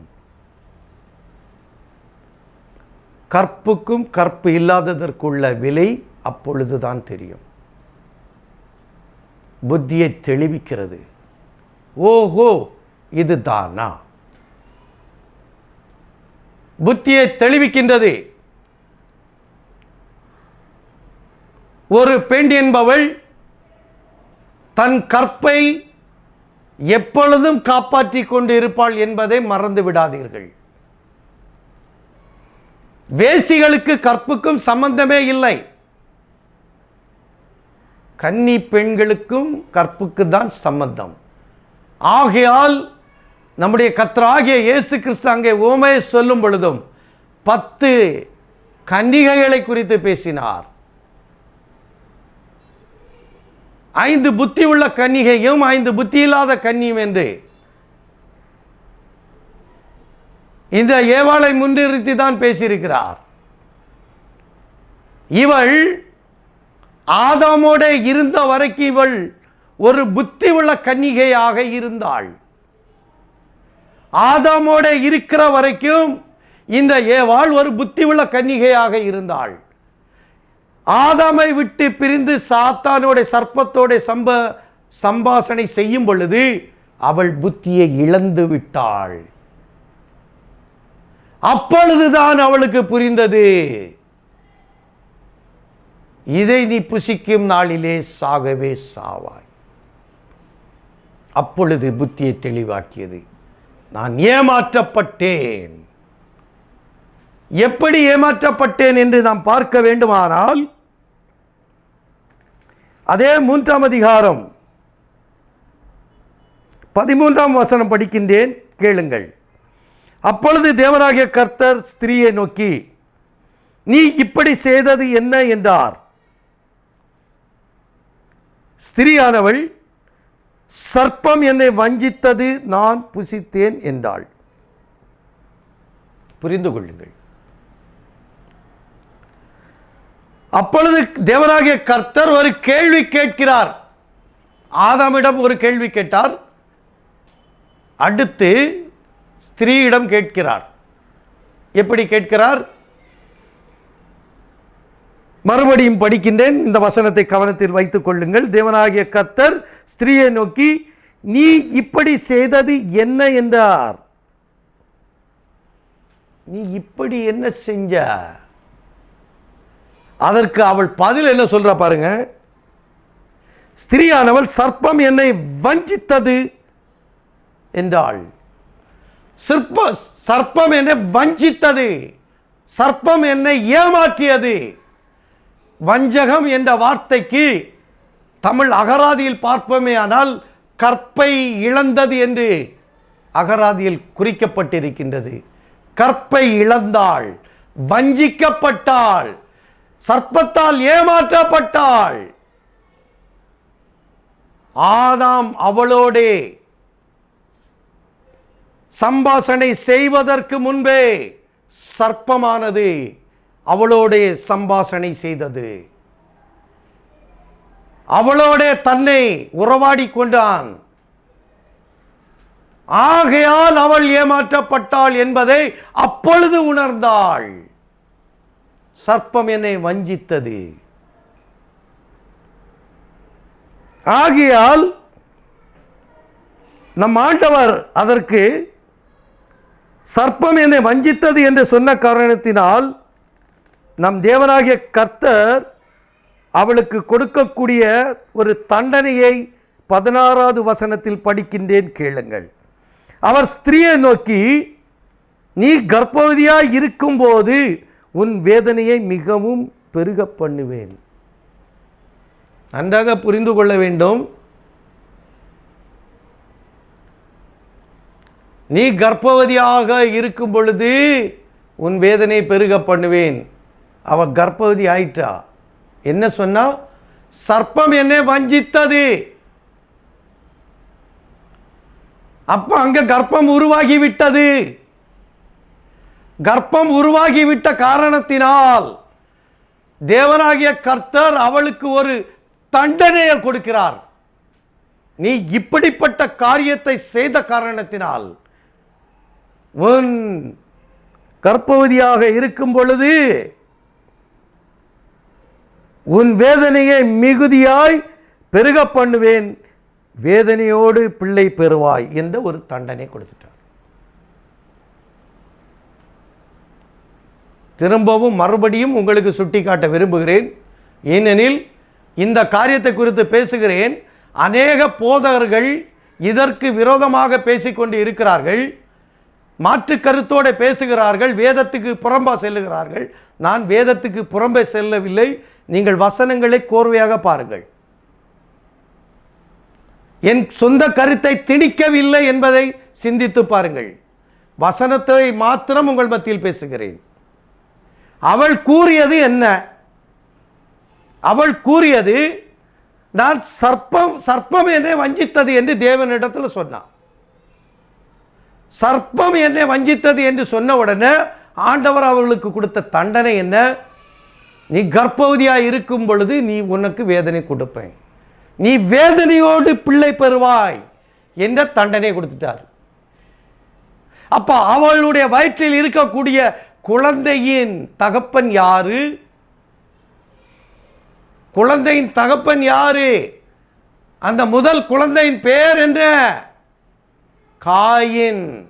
ஆகையால் தான் நாம் அந்த வசனத்தில் படித்தோம். நான் அந்த வசனத்தை மறுபடியும் படித்து காட்ட விரும்புகிறேன். 1 யோவான் 3ஆம் அதிகாரம் 12ஆம் வசனம் இந்த நேரத்தில் படிக்கின்றேன். இந்த வசனத்தோட தொடர்பாக பார்ப்போம். பொல்லாங்கனால் உண்டாயிருந்து தன் சகோதரனை கொலை செய்த காயினை போல் இருக்க வேண்டாம். பொல்லாங்கனால் உண்டானவன். சர்ப்பம் யாரு? பொல்லாங்கன். சர்ப்பம் யாரு? பொல்லாங்கன். அப்போ ஏவாளை வஞ்சித்தது யாரு? பொல்லாங்கன், சர்ப்பம். தெளிவாக சொல்லுகின்றது. இதைவிட இனி ஒரு நபர் புரிய வைக்க முடியுமோ எனக்கு தெரியாது. இனி தேவனாகிய கர்த்தர் தான் வந்து உங்களை புரிய வைக்க முடியும். என்றால் தெரிந்த வரைக்கும் நான் வெளிப்படுத்தி காண்பிக்க ஆசைப்படுகிறேன். பொல்லாங்கனால் உண்டாயிருந்து தன் சகோதரனை கொலை செய்த காயினை போல் இருக்க வேண்டாம். இந்த சர்ப்பமால் உருவாக்கப்பட்டவன் தான் இந்த காயின். காயின் யாருடைய புத்திரன்? சர்ப்பத்தின் பிள்ளை, சர்ப்பத்தின் மகன் என்பதை வசனம் தெளிவாக சுட்டி காட்டுகின்றது. இந்த வசனத்திற்கு இந்த வசனத்தை உங்கள் மத்தியில் வைக்கிறேன் போதகர்களே. இதற்கு நீங்கள் விளக்கம் கூறிவிட்டு செல்லுங்கள். இதற்கு தெளிவாக பிரசங்கம் பண்ணுங்க. காயின் பொல்லாங்கனால் உண்டானவன் என்று வசனம் சொல்லியிருக்கிறது. இதற்கு நீங்கள் என்ன பதில் வைக்கிறீர்கள்? அதற்கு பதில் கூறவும். அவன் ஆதி முதற்கொண்டு மனுஷ கொலை பாதகன் என்று யோவான் 8:44 சொல்லுகின்றது. கொலை செய்தது யார்? காயின். அவனுடைய தகப்பன் யார்? சர்ப்பம். அப்படியானால் ஏதேன் தோட்டத்தில் நடந்த அசம்பாவித்தனம் என்ன? ஏவாள் கெடுக்கப்பட்டாள். அவள் தன் கற்பை ஏதேன் தோட்டத்தில் இழந்தாள். அவளுடைய கற்பை இழக்க வைத்தது யார்? சர்ப்பமாகும் என்பதை இந்த நேரத்தில் தெளிவாக வசனத்தோட உங்களுக்கு சுட்டி காட்டுகிறேன். அவர் ஸ்திரீயை நோக்கி, நீ கர்ப்பவதியாய் இருக்கும்போது உன் வேதனையை மிகவும் பெருக பண்ணுவேன், வேதனையோடு பிள்ளை பெறுவாய், உன் ஆசை உன் புருஷனை பற்றி இருக்கும், அவன் உன்னை ஆண்டு கொள்வான் என்றார். அதற்கு பிறகு அதுதான் ஸ்திரீயானவள் கணவனுக்கு அடங்கி இருக்கணும், கீழே இருக்கணும். சபையில் ஸ்திரீகளுக்கு பேசுவதற்கு உத்தரவு கொடுக்கலன்னு சொன்னது இதுதான். இன்றைக்கி பெண் போதகர்கள் பலிபீடத்தில் நின்று பேசுறீங்க, சிந்திங்க. பெண்கள் பேசக்கூடாது என்று சொல்லியிருக்கு, அனுமதி கொடுக்கலன்னு பவுல் சொல்லியிருக்கிறாரு புதிய ஏற்பாட்டில். ஒருபோதும் மனுஷனை ஆண்டு கொள்ளக்கூடாது, அவள் அமைதலாக இருக்க வேண்டும் சபையில். இங்க பாருங்க, செய்கிற தவறுகளை செஞ்சுட்டு நரகத்துக்கு போகாதுங்க. அதுதான் என்னுடைய அன்பான வேண்டுகோள். நான் கண்டித்து உணர்த்துகிறேன். நாம் பரலோகம் போவதற்கு தான் இந்த பூமியில் பிறந்தோம், நரகத்திற்கு போவதற்கு அல்ல. நாம் கிறிஸ்தவன் ஆனதே பரலோகம் போவதற்காக. கிறிஸ்துவை அறிந்தும் அவருடைய சத்தியத்தை அறிந்தும் நாம் நரகம் போவதா ஆனால் நாம் பரிதாபத்துக்குரிய ஜீவன்களாகும். அதே போல ஒரு பரிதாபம் கிடையாது. சத்தியத்தை அறிந்தும் நாம் நரகத்துக்கு போவது என்றால் எவ்வளவு பெரிய பரிதாபமான காரியம். உங்களுக்கு பெருமை வேண்டும், அரசியல் மேடையில் பேசுவதற்கு அனுமதி, வேறு எங்கு வேண்டுமானாலும் பேசுங்கள், அனுமதி தான். அதை பற்றி ஒன்றும் இல்லை. பலிபீடத்தில் பேசக்கூடாது, சபையில் அனுமதி கொடுக்கல. 10 ஆம்பளை இருக்கிறாங்கன்னா அவங்க மத்தியில் பொம்பளை எழுமிந்துன்னு பேசக்கூடாது. சொன்னதை கீழ்ப்படிங்க. உடனே எனக்காக நீங்கள் கொஞ்சம் ஆயத்தம் பண்ணுவீங்க, அதுக்கெல்லாம் பதில் கொடுக்க எனக்கு நல்லா தெரியும், கொடுங்க. அதையும் சந்திக்க ஆயத்தமாக இருக்கிறேன், சந்திக்க ஆயத்தமாக இருக்கிறேன். பதில் சரியாக, விடை சரியாக இருக்கும். நான் கேள்வி எழுப்புவதே அதற்கு தான். ஏனெனில் நாம் அனைவரும் கற்புள்ள கன்னிகைகள் என்பதை மறந்து விடாதீர்கள். எந்த கன்னிகை? புத்தி உள்ள கன்னிகை. புத்தி உள்ள கன்னிகை என்பதை மறந்து விடக்கூடாது. இப்பொழுது அந்த சர்ப்பத்தை குறித்து நாம் தெளிவாக பார்த்து கொண்டு இருக்கின்றோம். ஆதியாகமம் 3ஆம் அதிகாரம் 8ஆம் வசனம், 9ஆம் வசனம், 10ஆம் வசனம் படிக்கின்றேன், கேளுங்கள். பகலில் குளிர்ச்சியான வேளையில் தோட்டத்திலே உலாவுகிற தேவனாகிய கர்த்தருடைய சத்தத்தை அவர்கள் கேட்டார்கள். அப்பொழுது ஆதாமும் அவன் மனைவியும் தேவனாகிய கர்த்தருடைய சந்ததிக்கு விலகி தோட்டத்தின் விருட்சங்களுக்குள்ளே ஒளிந்து கொண்டார்கள். அப்பொழுது தேவனாகிய கர்த்தர் ஆதாமை கூப்பிட்டு, நீ எங்கே இருக்கிறாய் என்றார். அதற்கு அவன், தேவரீருடைய சத்தத்தை தோட்டத்திலே கேட்டு நான் நிர்வாணியாய் இருப்பதினால் பயந்து ஒளிந்து கொண்டேன் என்றான். தான் நிர்வாணி என்று சொல்லுகிறான். நிர்வாணி என்று சொல்லும் பொழுது அதற்கு முன்பு அவன் உடையை உடுத்திருந்தான் என்பதுதான் உண்மை. மிருகங்கள் ஏதாவது துணி உடுத்திருக்கின்றதா? பறவைகளுக்கு துணி வேண்டுமா? மீன்களுக்கு துணி வேண்டுமா? ஏதாவது உடுத்தது உண்டா? இல்லை. ஏனெனில் அவர்களுக்கு ஆத்துமா இல்லை. இன்று பாருங்கள், 100க்கு 100% பைத்தியமானவர்கள், சுய நினைவை இழந்தவர்கள் நிர்வாணமாக போக முடியும். அவர்களுக்கு ஒன்று தெரிவதில்லை. சிறு பிள்ளைகள் அவர்களுக்கு ஒன்றும் தெரியாது. நிர்வாணிகளாக இருப்பது அவர்களுக்கு உடை அவசியமில்லை, ஏனெனில் அவர்களுக்கு அந்த புத்தி இல்லை. என்று புத்தி வருகின்றதோ அன்று அவர்களுக்கு உடை தேவைப்படுகின்றது. இங்கே இவன் நிர்வாணமாக காட்சியில் நிற்கின்றான். நிர்வாணமாக காட்சியில் நின்ற பொழுது ஆண்டவர் கேட்டார். அப்பொழுது அவர், நீ நிர்வாணி என்று உனக்கு அறிவித்தவன் யார்? கேள்வி கேட்டார். உன்னை நிர்வாணின்னு ஆக்குனது யார்? பதில் சொல்லு. உன்னை நிர்வாணம் பண்ணினது யார்?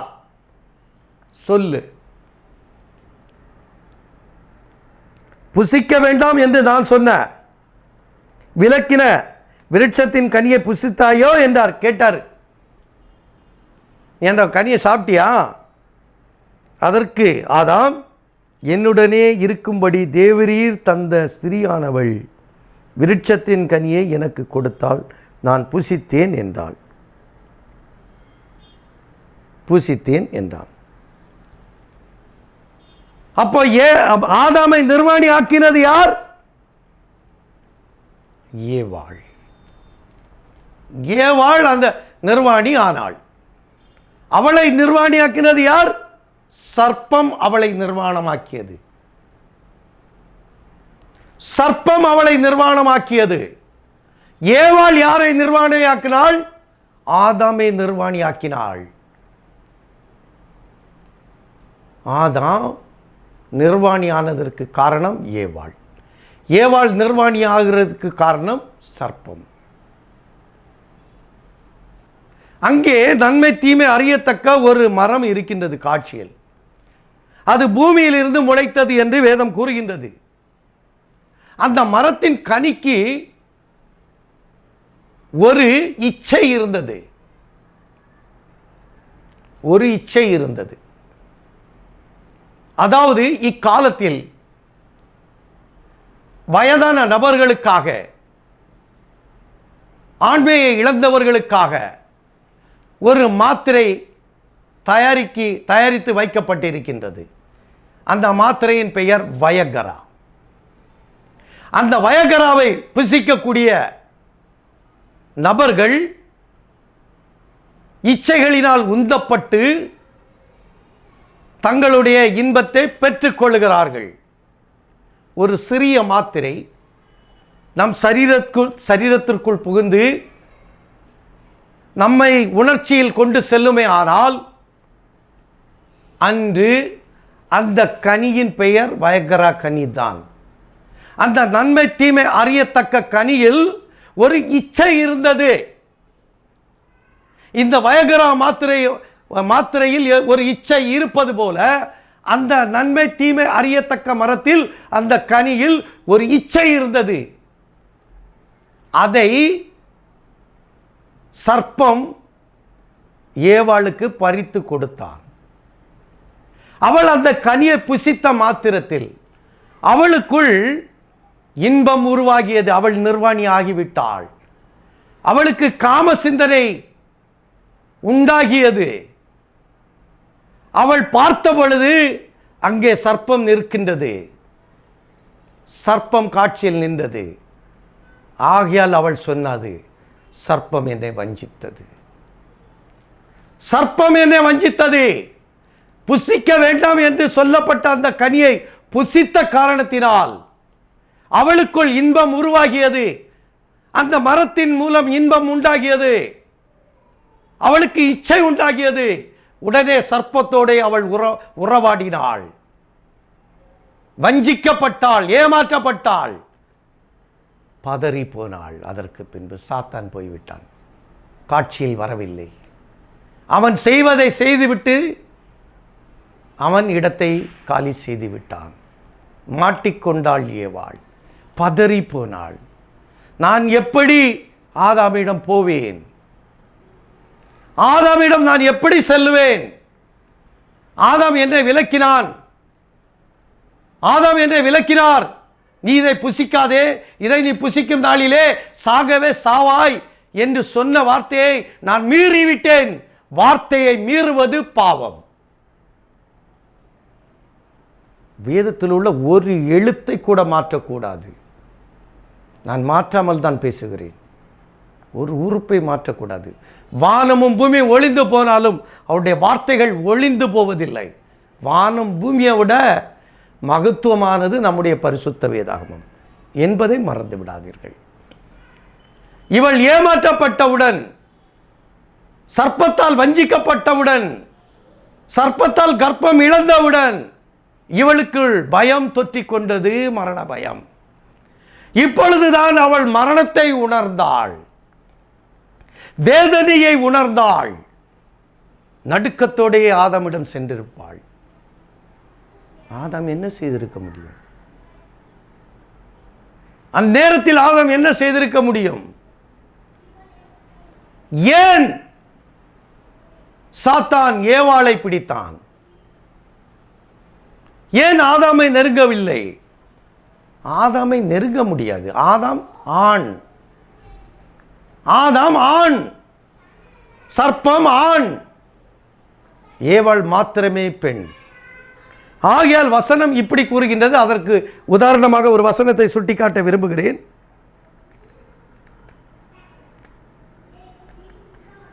மூன்றாம் அதிகாரம் 20ஆம் வசனம் தெளிவாக படிக்கின்றேன், கேளுங்கள். ஆதாம் தன் மனைவிக்கு ஏவாள் என்று பெயரிட்டான். அதற்கு முன்பு ஸ்திரீ என்றுதான்.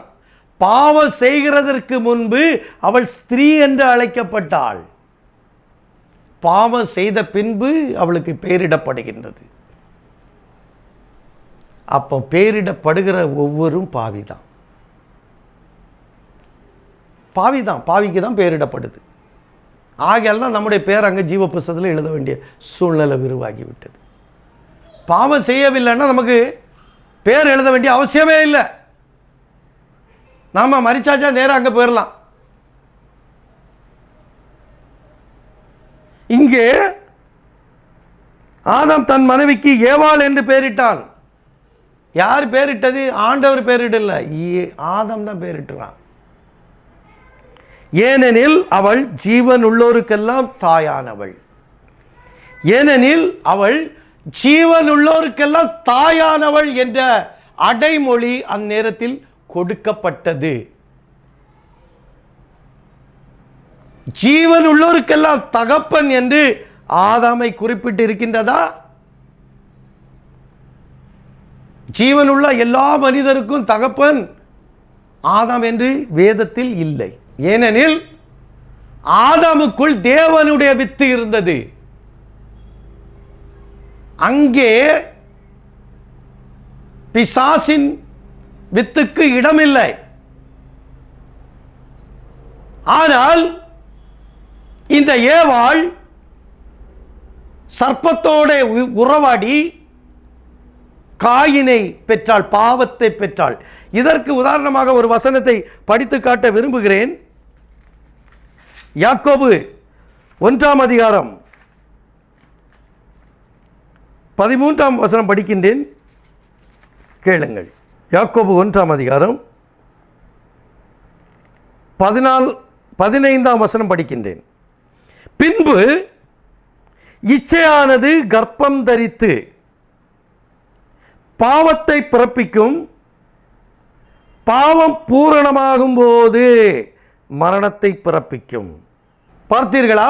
வசனம் கூறுகின்றது, பின்பு இச்சையானது கர்ப்பம் தரித்து. இச்சையானது கர்ப்பம் தரித்து என்னதை பிறக்க பண்ணுகின்றது? பாவத்தை பிறக்க பண்ணுகின்றது. பின்பு இச்சையானது கர்ப்பம் தரித்து பாவத்தை பிறப்பிக்கும், பாவம் பூரணமாகும் போது மரணத்தை பிறப்பிக்கும். இந்த வசனத்தை நாம் ஆதியாகமம்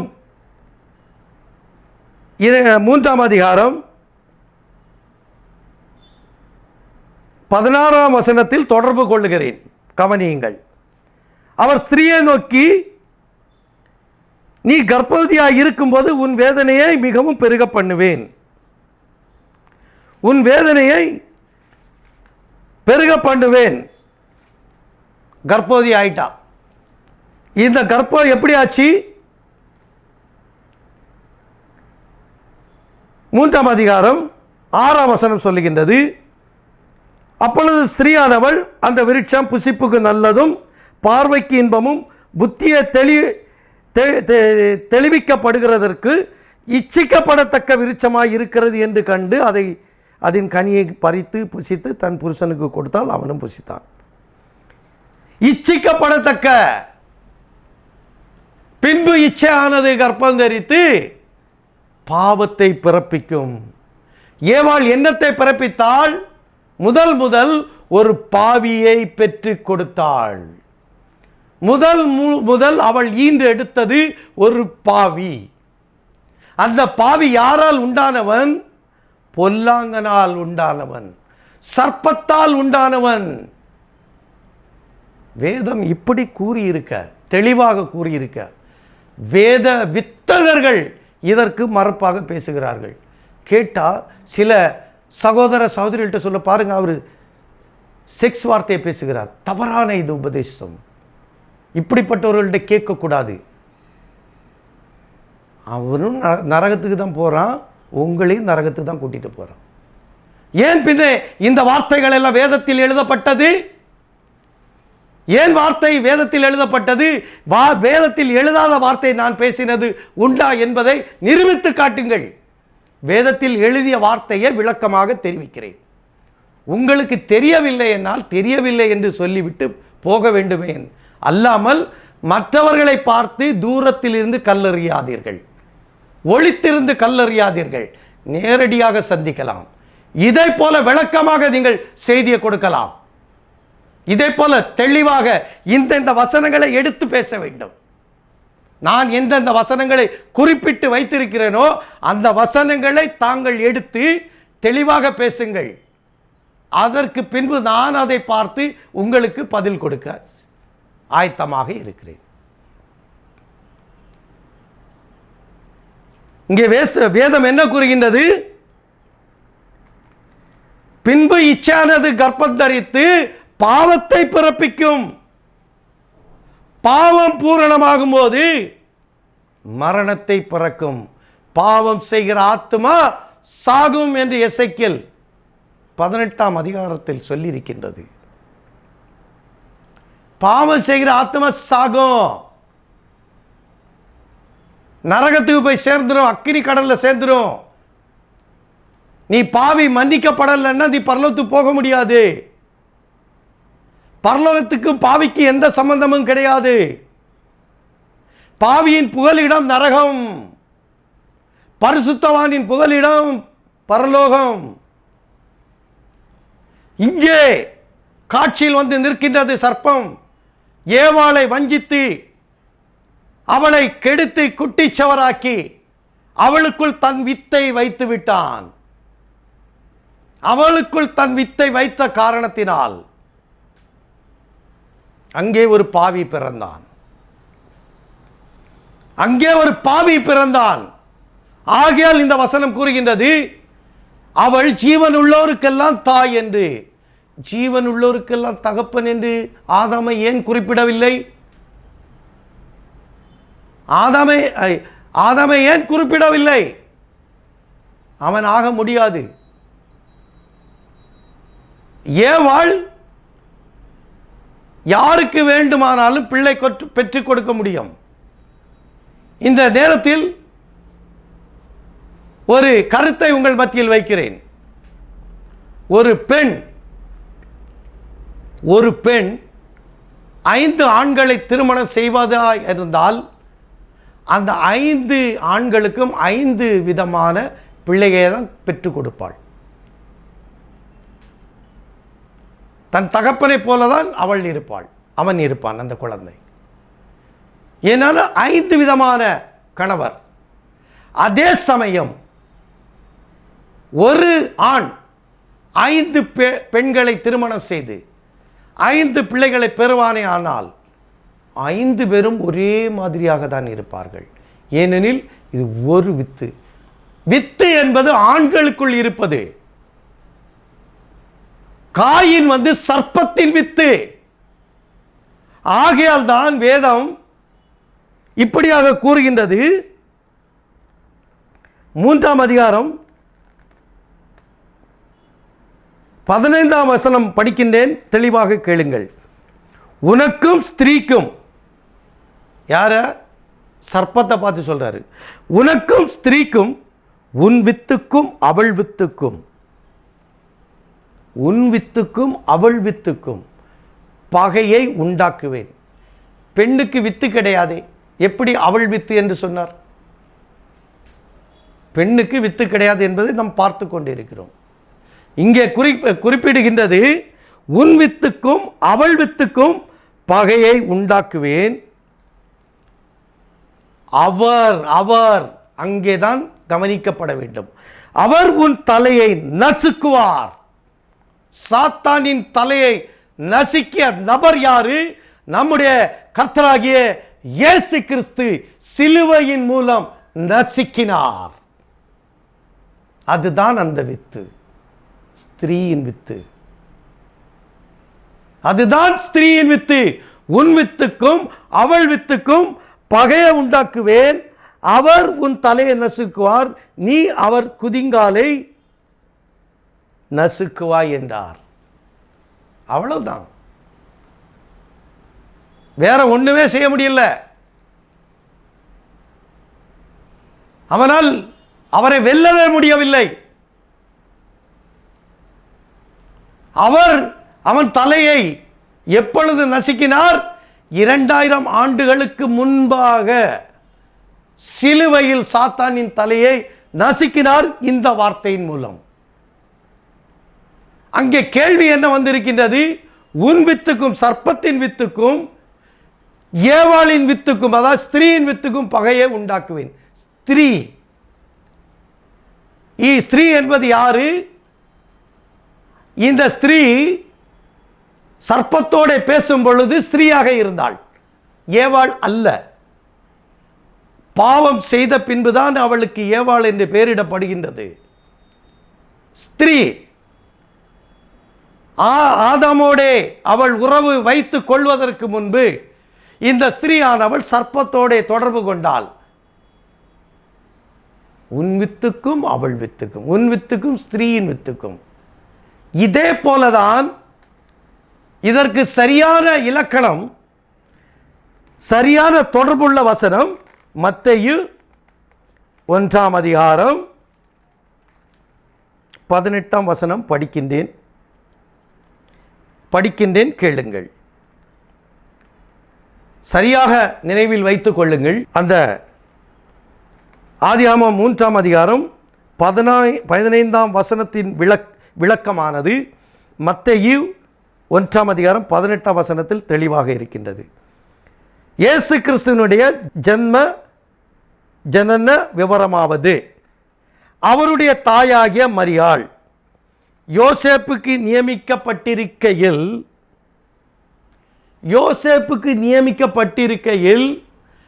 ஆதாமோட ஏவாளை நியமிக்கப்பட்டிருக்கையில், புரிந்து கொள்ளுங்கள், யோசேப்புக்கு மரியாள் நியமித்தது போல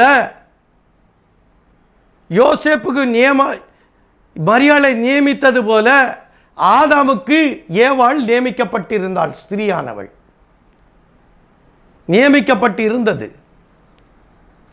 இங்கே கவனிக்கப்பட வேண்டிய இடம் இப்பொழுது வருகின்றது, பாருங்கள். அவர்கள்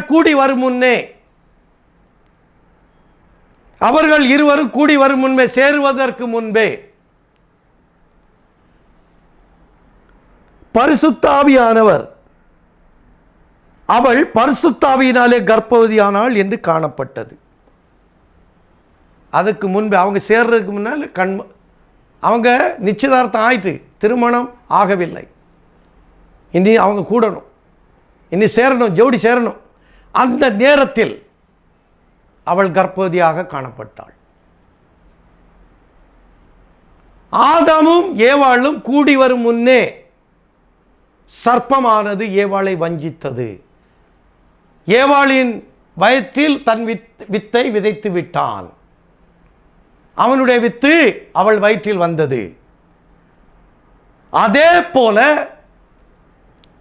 மரியாள் அந்த காலத்தில் தேவனுக்கு பிரியமான ஒரு மகளாக இருந்தாள். தெய்வீக பக்தியிலும் தெய்வீக குணத்திலும் தேவனுக்கு பிரியமான மகளாக காட்சியில் இருந்த காரணத்தினால் ஆதியாமத்தில் சொல்லப்பட்ட அந்த வசனத்தை மரியாளிடம் பூர்த்தி செய்தார். மரியாளிடம் அதை பூர்த்தி செய்கிறார். எப்படி? அவர்கள் கூடி வரும் முன்னே பரிசுத்த ஆவியினால் கர்ப்பவதி ஆனாள் என்று காணப்பட்டது.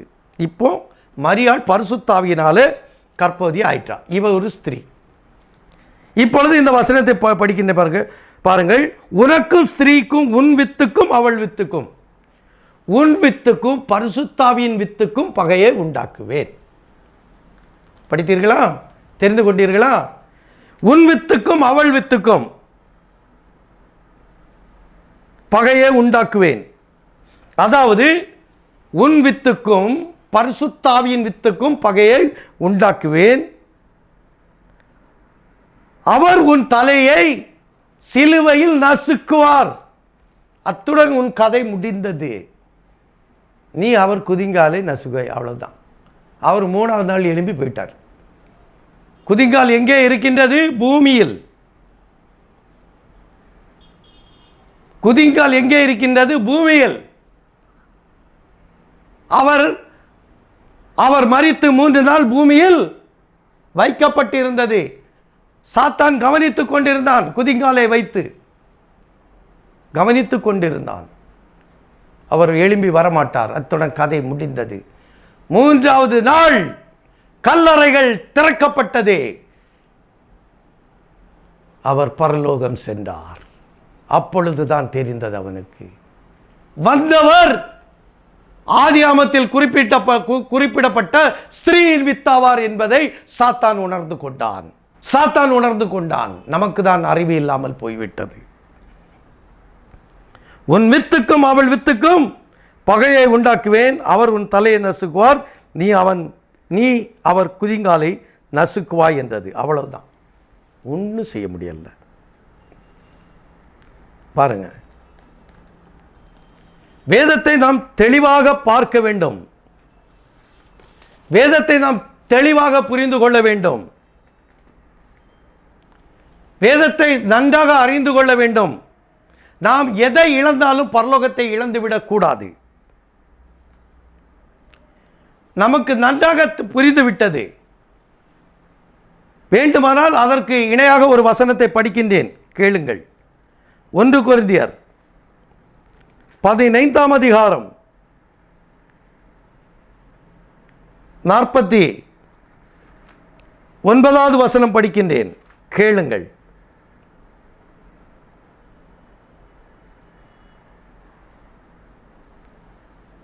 47வது வசனம் படிக்கின்றேன், கேளுங்கள்.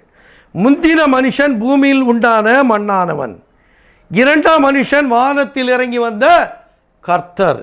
இன்று கர்த்தராகிய கிறிஸ்து என்னும் இரட்சகர் தாவீதின் ஊரில் மரியாளின் வயிற்றில் பிறந்தார். கர்த்தராகிய கிறிஸ்து என்னும் இரட்சகர் மரியாளின் வயிற்றில் பிறந்தார்.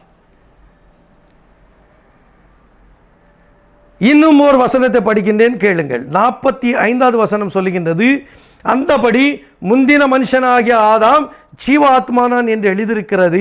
பிந்திய ஆதாம் உயிர்ப்பிக்கிற ஆவியானவர். முந்திய ஆதாம், பிந்திய ஆதாம்.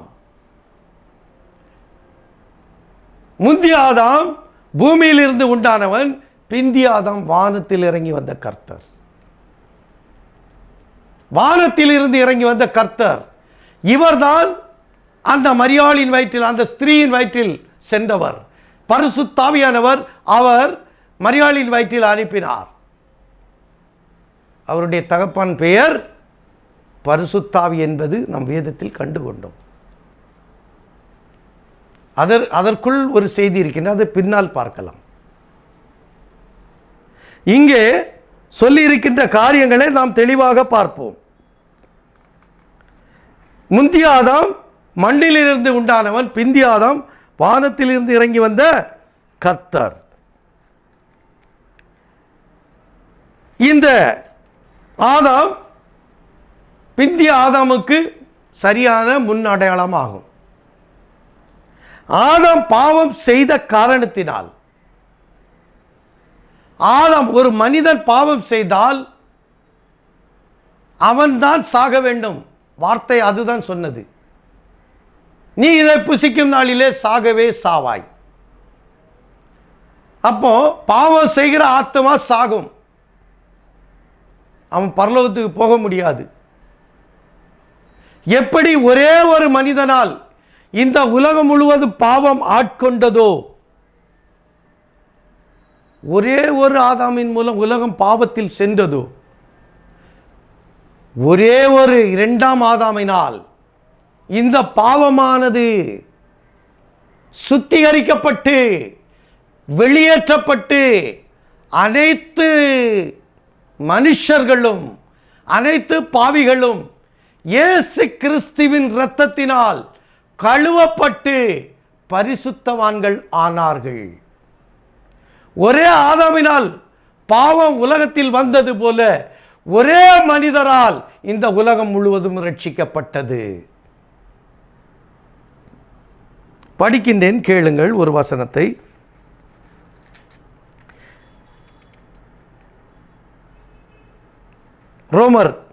ரோமரில் சொல்லப்பட்ட வார்த்தை, நாம் பாவியாய் இருக்கையில் கிறிஸ்து நமக்காக மரித்ததினாலே தேவன் நம்மேல் வைத்த தமது அன்பை விளங்க பண்ணினார். நாம் பாவிகள் ஆகிவிட்டோம். ஆதாமின் மூலம் நாம் அனைவரும் பாவிகள் ஆகிவிட்டோம். நாம் பரலோகத்திற்கு செல்ல முடியாது, பரலோகத்திற்கு செல்ல முடியாது என்ற நிலை ஏற்பட்டு விட்டது. ஆகையால் இந்த பாவிகளுக்கு ரட்சிப்பை கொடுப்பதற்காக இன்று கர்த்தராகிய கிறிஸ்து என்னும் இரட்சகர் தாவீதின் ஊரில் பிறந்தார். அவரை விசுவாசிக்கிறவர்கள் ரட்சிக்கப்படுவீர்கள். கர்த்தராகிய இயேசு கிறிஸ்துவை விசுவாசி, அப்பொழுது நீ ரட்சிக்கப்படுவாய். கர்த்தராகிய இயேசு கிறிஸ்துவை விசுவாசித்தால் ரட்சிக்கப்படுவோம். ஏனெனில் அவர் ரட்சிப்பை கொடுப்பதற்கு இந்த பூமியில் வந்தார். ஆதாம் பாவத்தை கொண்டு வந்தான். ஒரே நபர் மூலம்தான் பாவம் உலகை பிரவேசித்தது. ஒரே நபர் மூலம்தான் ரட்சிப்பு உலகத்தில் பிரவேசித்தது. ஆகையால் பவுல் தெளிவாக அதை சுட்டி காட்டியிருக்கின்றார். ஆதலால் பாவம் மரணத்துக்கு ஏதுவாக ஆண்டு கொண்டது போல கிருபையானது நம்முடைய கர்த்தராகிய இயேசு கிறிஸ்துவின் மூலமாக நீதியினாலே நித்திய ஜீவனுக்கு ஏதுவாக ஆண்டு கொண்டது. எதுவரைக்கும் நாம் இயேசு கிறிஸ்துவிடத்தில் இருந்து தூரமாக நிற்கிறோமோ அது வரைக்கும் பாவம் நம்மை ஆட்கொள்ளும்.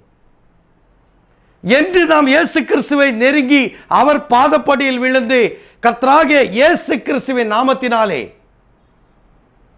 நாம் ஞானஸ்தானம் பெற்றுக்கொள்ளும் பொழுது, தண்ணீரில் மூழ்கி ஞானஸ்தானம் பெற்றுக்கொள்ளும் பொழுது நாம் நித்திய ஜீவனை பெற்றுக்கொள்ளுகிறோம்.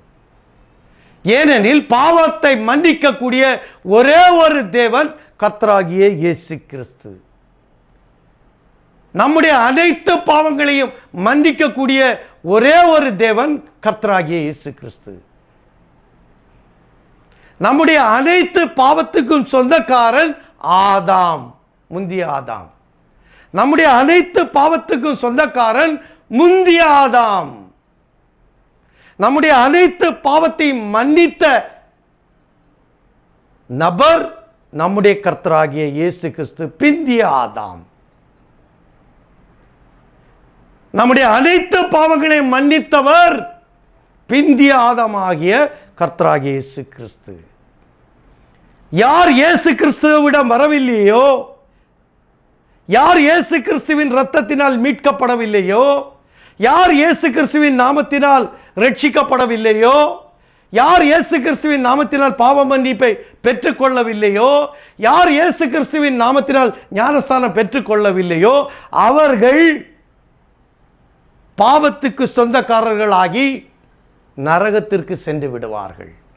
பாவத்தை மன்னிப்பதற்காக இந்த உலகத்தில் வந்த ஒரே ஒரு கர்த்தர் நம்முடைய கர்த்தராகிய இயேசு கிறிஸ்து என்ற ஜீவனுள்ள தேவன்.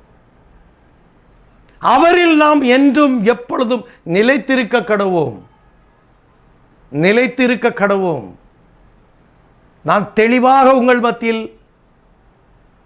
பேசிக்கொண்டிருக்கின்றேன். வார்த்தையோடு பேசிக்கொண்டிருக்கின்றேன். ஆகையால் ரோமர் 6ஆம் அதிகாரம் 13ஆம் வசனம் இப்படி கூறுகின்றது, நீங்கள் உங்கள் அவயங்களை அநீதியின் ஆயுதங்களாக பாவத்திற்கு ஒப்பு கொடுக்காமல் உங்களை மரித்தோரிலிருந்து பிழைத்திருக்கிறவர்களாக தேவனுக்கு ஒப்பு கொடுத்து உங்கள் அவயங்களை நீதிக்குரிய ஆயுதங்களாக தேவனுக்கு ஒப்பு கொடுங்கள். புரிந்து கொள்ளுங்கள். ரோமரில் தெளிவாக பேசுகிறார். இனி நாம் பரலோகத்தில் பிரவேசிக்க வேண்டுமானால் நாம் செய்ய வேண்டிய வேலை என்ன? ரோமர் 6ஆம் அதிகாரம் 13ஆம் வசனம் சொல்லுகிறது, நம்முடைய அவயங்கள் இனிமேல் அநீதியின் ஆயுதங்களாக பாவத்திற்கு ஒப்பு கொடுக்கக்கூடாது. நம்முடைய ஆவி ஆத்மா சரீரத்தை இனிமேல் பாவத்திற்கு இடம் கொடுக்கக்கூடாது. நம்முடைய சரீரமானது தேவனுக்காக ஒப்பு கொடுக்க வேண்டும். நம்முடைய அவயங்கள் எதுவாக இருந்தாலும் அநீதியின் ஆயுதங்களாக இன்னும் ஒப்பு கொடுக்கக்கூடாது என்று பவுல் கட்டளை கொடுத்திருக்கின்றார். அநீதியின் ஆயுதங்களாக பாவத்திற்கு ஒப்பு கொடுக்காமல் உங்களை மரித்தோரிலிருந்து பிழைத்திருக்கிறவர்களாக தேவனுக்கு ஒப்பு கொடுக்க வேண்டும். இனி நாம் நம்முடைய ஆவி ஆத்மா சரீரத்தை தேவனுக்கு ஒப்பு கொடுக்க வேண்டும். உங்கள் அவயங்களை நீதிக்குரிய ஆயுதங்களாக தேவனுக்கு ஒப்பு கொடுங்கள். இனி நாம் எதுவானாலும் நீதிக்காக பிழைக்க வேண்டும். நீதிக்கான காரியத்தில் நடவடிக்கைகள் ஈடுபட வேண்டும். நாம் நீதிமான்களாக காட்சியில் வர வேண்டும். அப்பொழுதுதான் பரலோகத்தில் பிரவேசிக்க முடியும். கீழே 22ஆம் வசனம் கூறுகின்றது, இப்பொழுது நீங்கள் பாவத்திலிருந்து விடுதலையாக்கப்பட்டு தேவனுக்கு அடிமையானதினால் பரிசுத்தமாக்குதல் உங்களுக்கு கிடைக்கும் பலன் முடிவோ நித்திய ஜீவன். இப்பொழுது நீங்கள் பாவத்தின் நிமித்தம் விடுதலையாக்கப்பட்டு, பார்த்தீர்களா செய்தி எப்படி இருக்கின்றது என்று கவனிக்க வேண்டும்.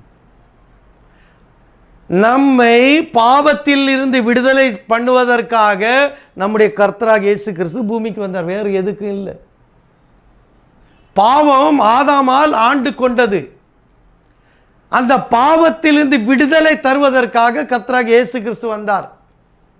சும்மா அவரை குறித்து அங்கிங்கு நக்கல் பண்ணாதுங்க, கிண்டல் பண்ணாதுங்க, நகைச்சுவை பண்ணாதுங்க. தேவன் அறுத்து போடுவார். இச்சகம் பேசுகிற உதடையும் பொய் பேசுகிற நாவையும் விடமாட்டார். பயபக்தியாய் அவரிடம் செல்லுங்கள். அவரிடம் பயபக்தியாக இருங்கள். வேதம் தெளிவாக கூறுகின்றது, நாம் பாவத்திலிருந்து விடுதலையாக்கப்பட்டோம். நாம் இப்பொழுது பாவத்திலிருந்து விடுதலையாக்கப்பட்டு தேவனுக்கு அடிமையாகிவிட்டோம்.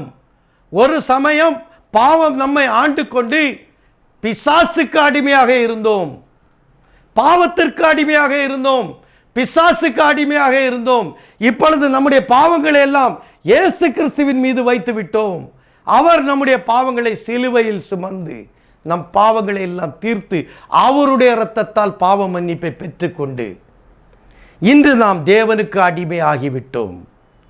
இன்று நாம் தேவனுக்கு அடிமை ஆகின ஒரே காரணத்தினால் பரிசுத்தமாகிவிட்ட பரிசுத்தமாகுதல் உங்களுக்கு கிடைக்கும் பலன். நம்முடைய பாவம் மன்னிக்கப்பட்ட காரணத்தினால் பரிசுத்தமாகிவிட்டோம். இந்த பரிசுத்தவான்களின் முடிவு நித்திய ஜீவன் என்று பவுல் சொல்லுகிறார். நாம் இப்பொழுது நித்திய ஜீவனுக்குள் பிரவேசித்து விட்டோம். இறுதியாக உங்கள் மத்தியிலிருந்து வசனத்தை படிக்கிறேன், கேளுங்கள். 1 கொரிந்தியர் 15ஆம் அதிகாரம். முந்தின மனுஷன் பூமியிலிருந்து உண்டான மண்ணானவன், இரண்டாம் மனுஷன் வானத்தில் இறங்கி வந்த கர்த்தர். வானத்திலிருந்து வந்த கர்த்தர். அந்தபடி முந்தின மனுஷனாகிய ஆதாம் ஜீவாத்மானான் என்று எழுதியிருக்கிறது. இப்பொழுது வேதம் சொல்லுகின்றது, பிந்திய ஆதாம் உயிர்ப்பிக்கிற ஆவியானவர். ஆதாம் மூலம் நாம் மரணத்தில் இருந்தோம், இயேசு கிறிஸ்து வந்து நமக்கு மறுஜீவன் கொடுத்தார். உயிர்ப்பிக்கிற ஆவியானவர் நம்மை உயிர்ப்பிக்க வந்த ஜீவன் உள்ள தேவன். தெளிவாக உங்கள் மத்தியில் கூறிவிட்டேன். நன்றாக சிந்தித்துக் கொள்ளுங்கள். நாம் பாவத்திலிருந்து விடுதலையாக்கப்பட்டு விட்டோம். இயேசு கிறிஸ்துவின் பரிசுத்த இரத்தத்தினால் நாம் பாவத்திலிருந்து விடுதலையாக்கப்பட்டு நாம் இப்பொழுது தேவனுக்கு அடிமையாகிவிட்டோம். நம்முடைய பங்கு நித்திய ஜீவனாகும். இந்த நித்திய ஜீவனை நீங்கள் இழந்து போகாதீர்கள். உங்கள் போதகர்களினால் வஞ்சிக்கப்படாதீர்கள். ஒரு முறைக்கு இருமுறையாவது இந்த சத்தியத்தை கேட்டு தெளிவாக்கிவிட்டு நீங்கள் பேசுங்கள்.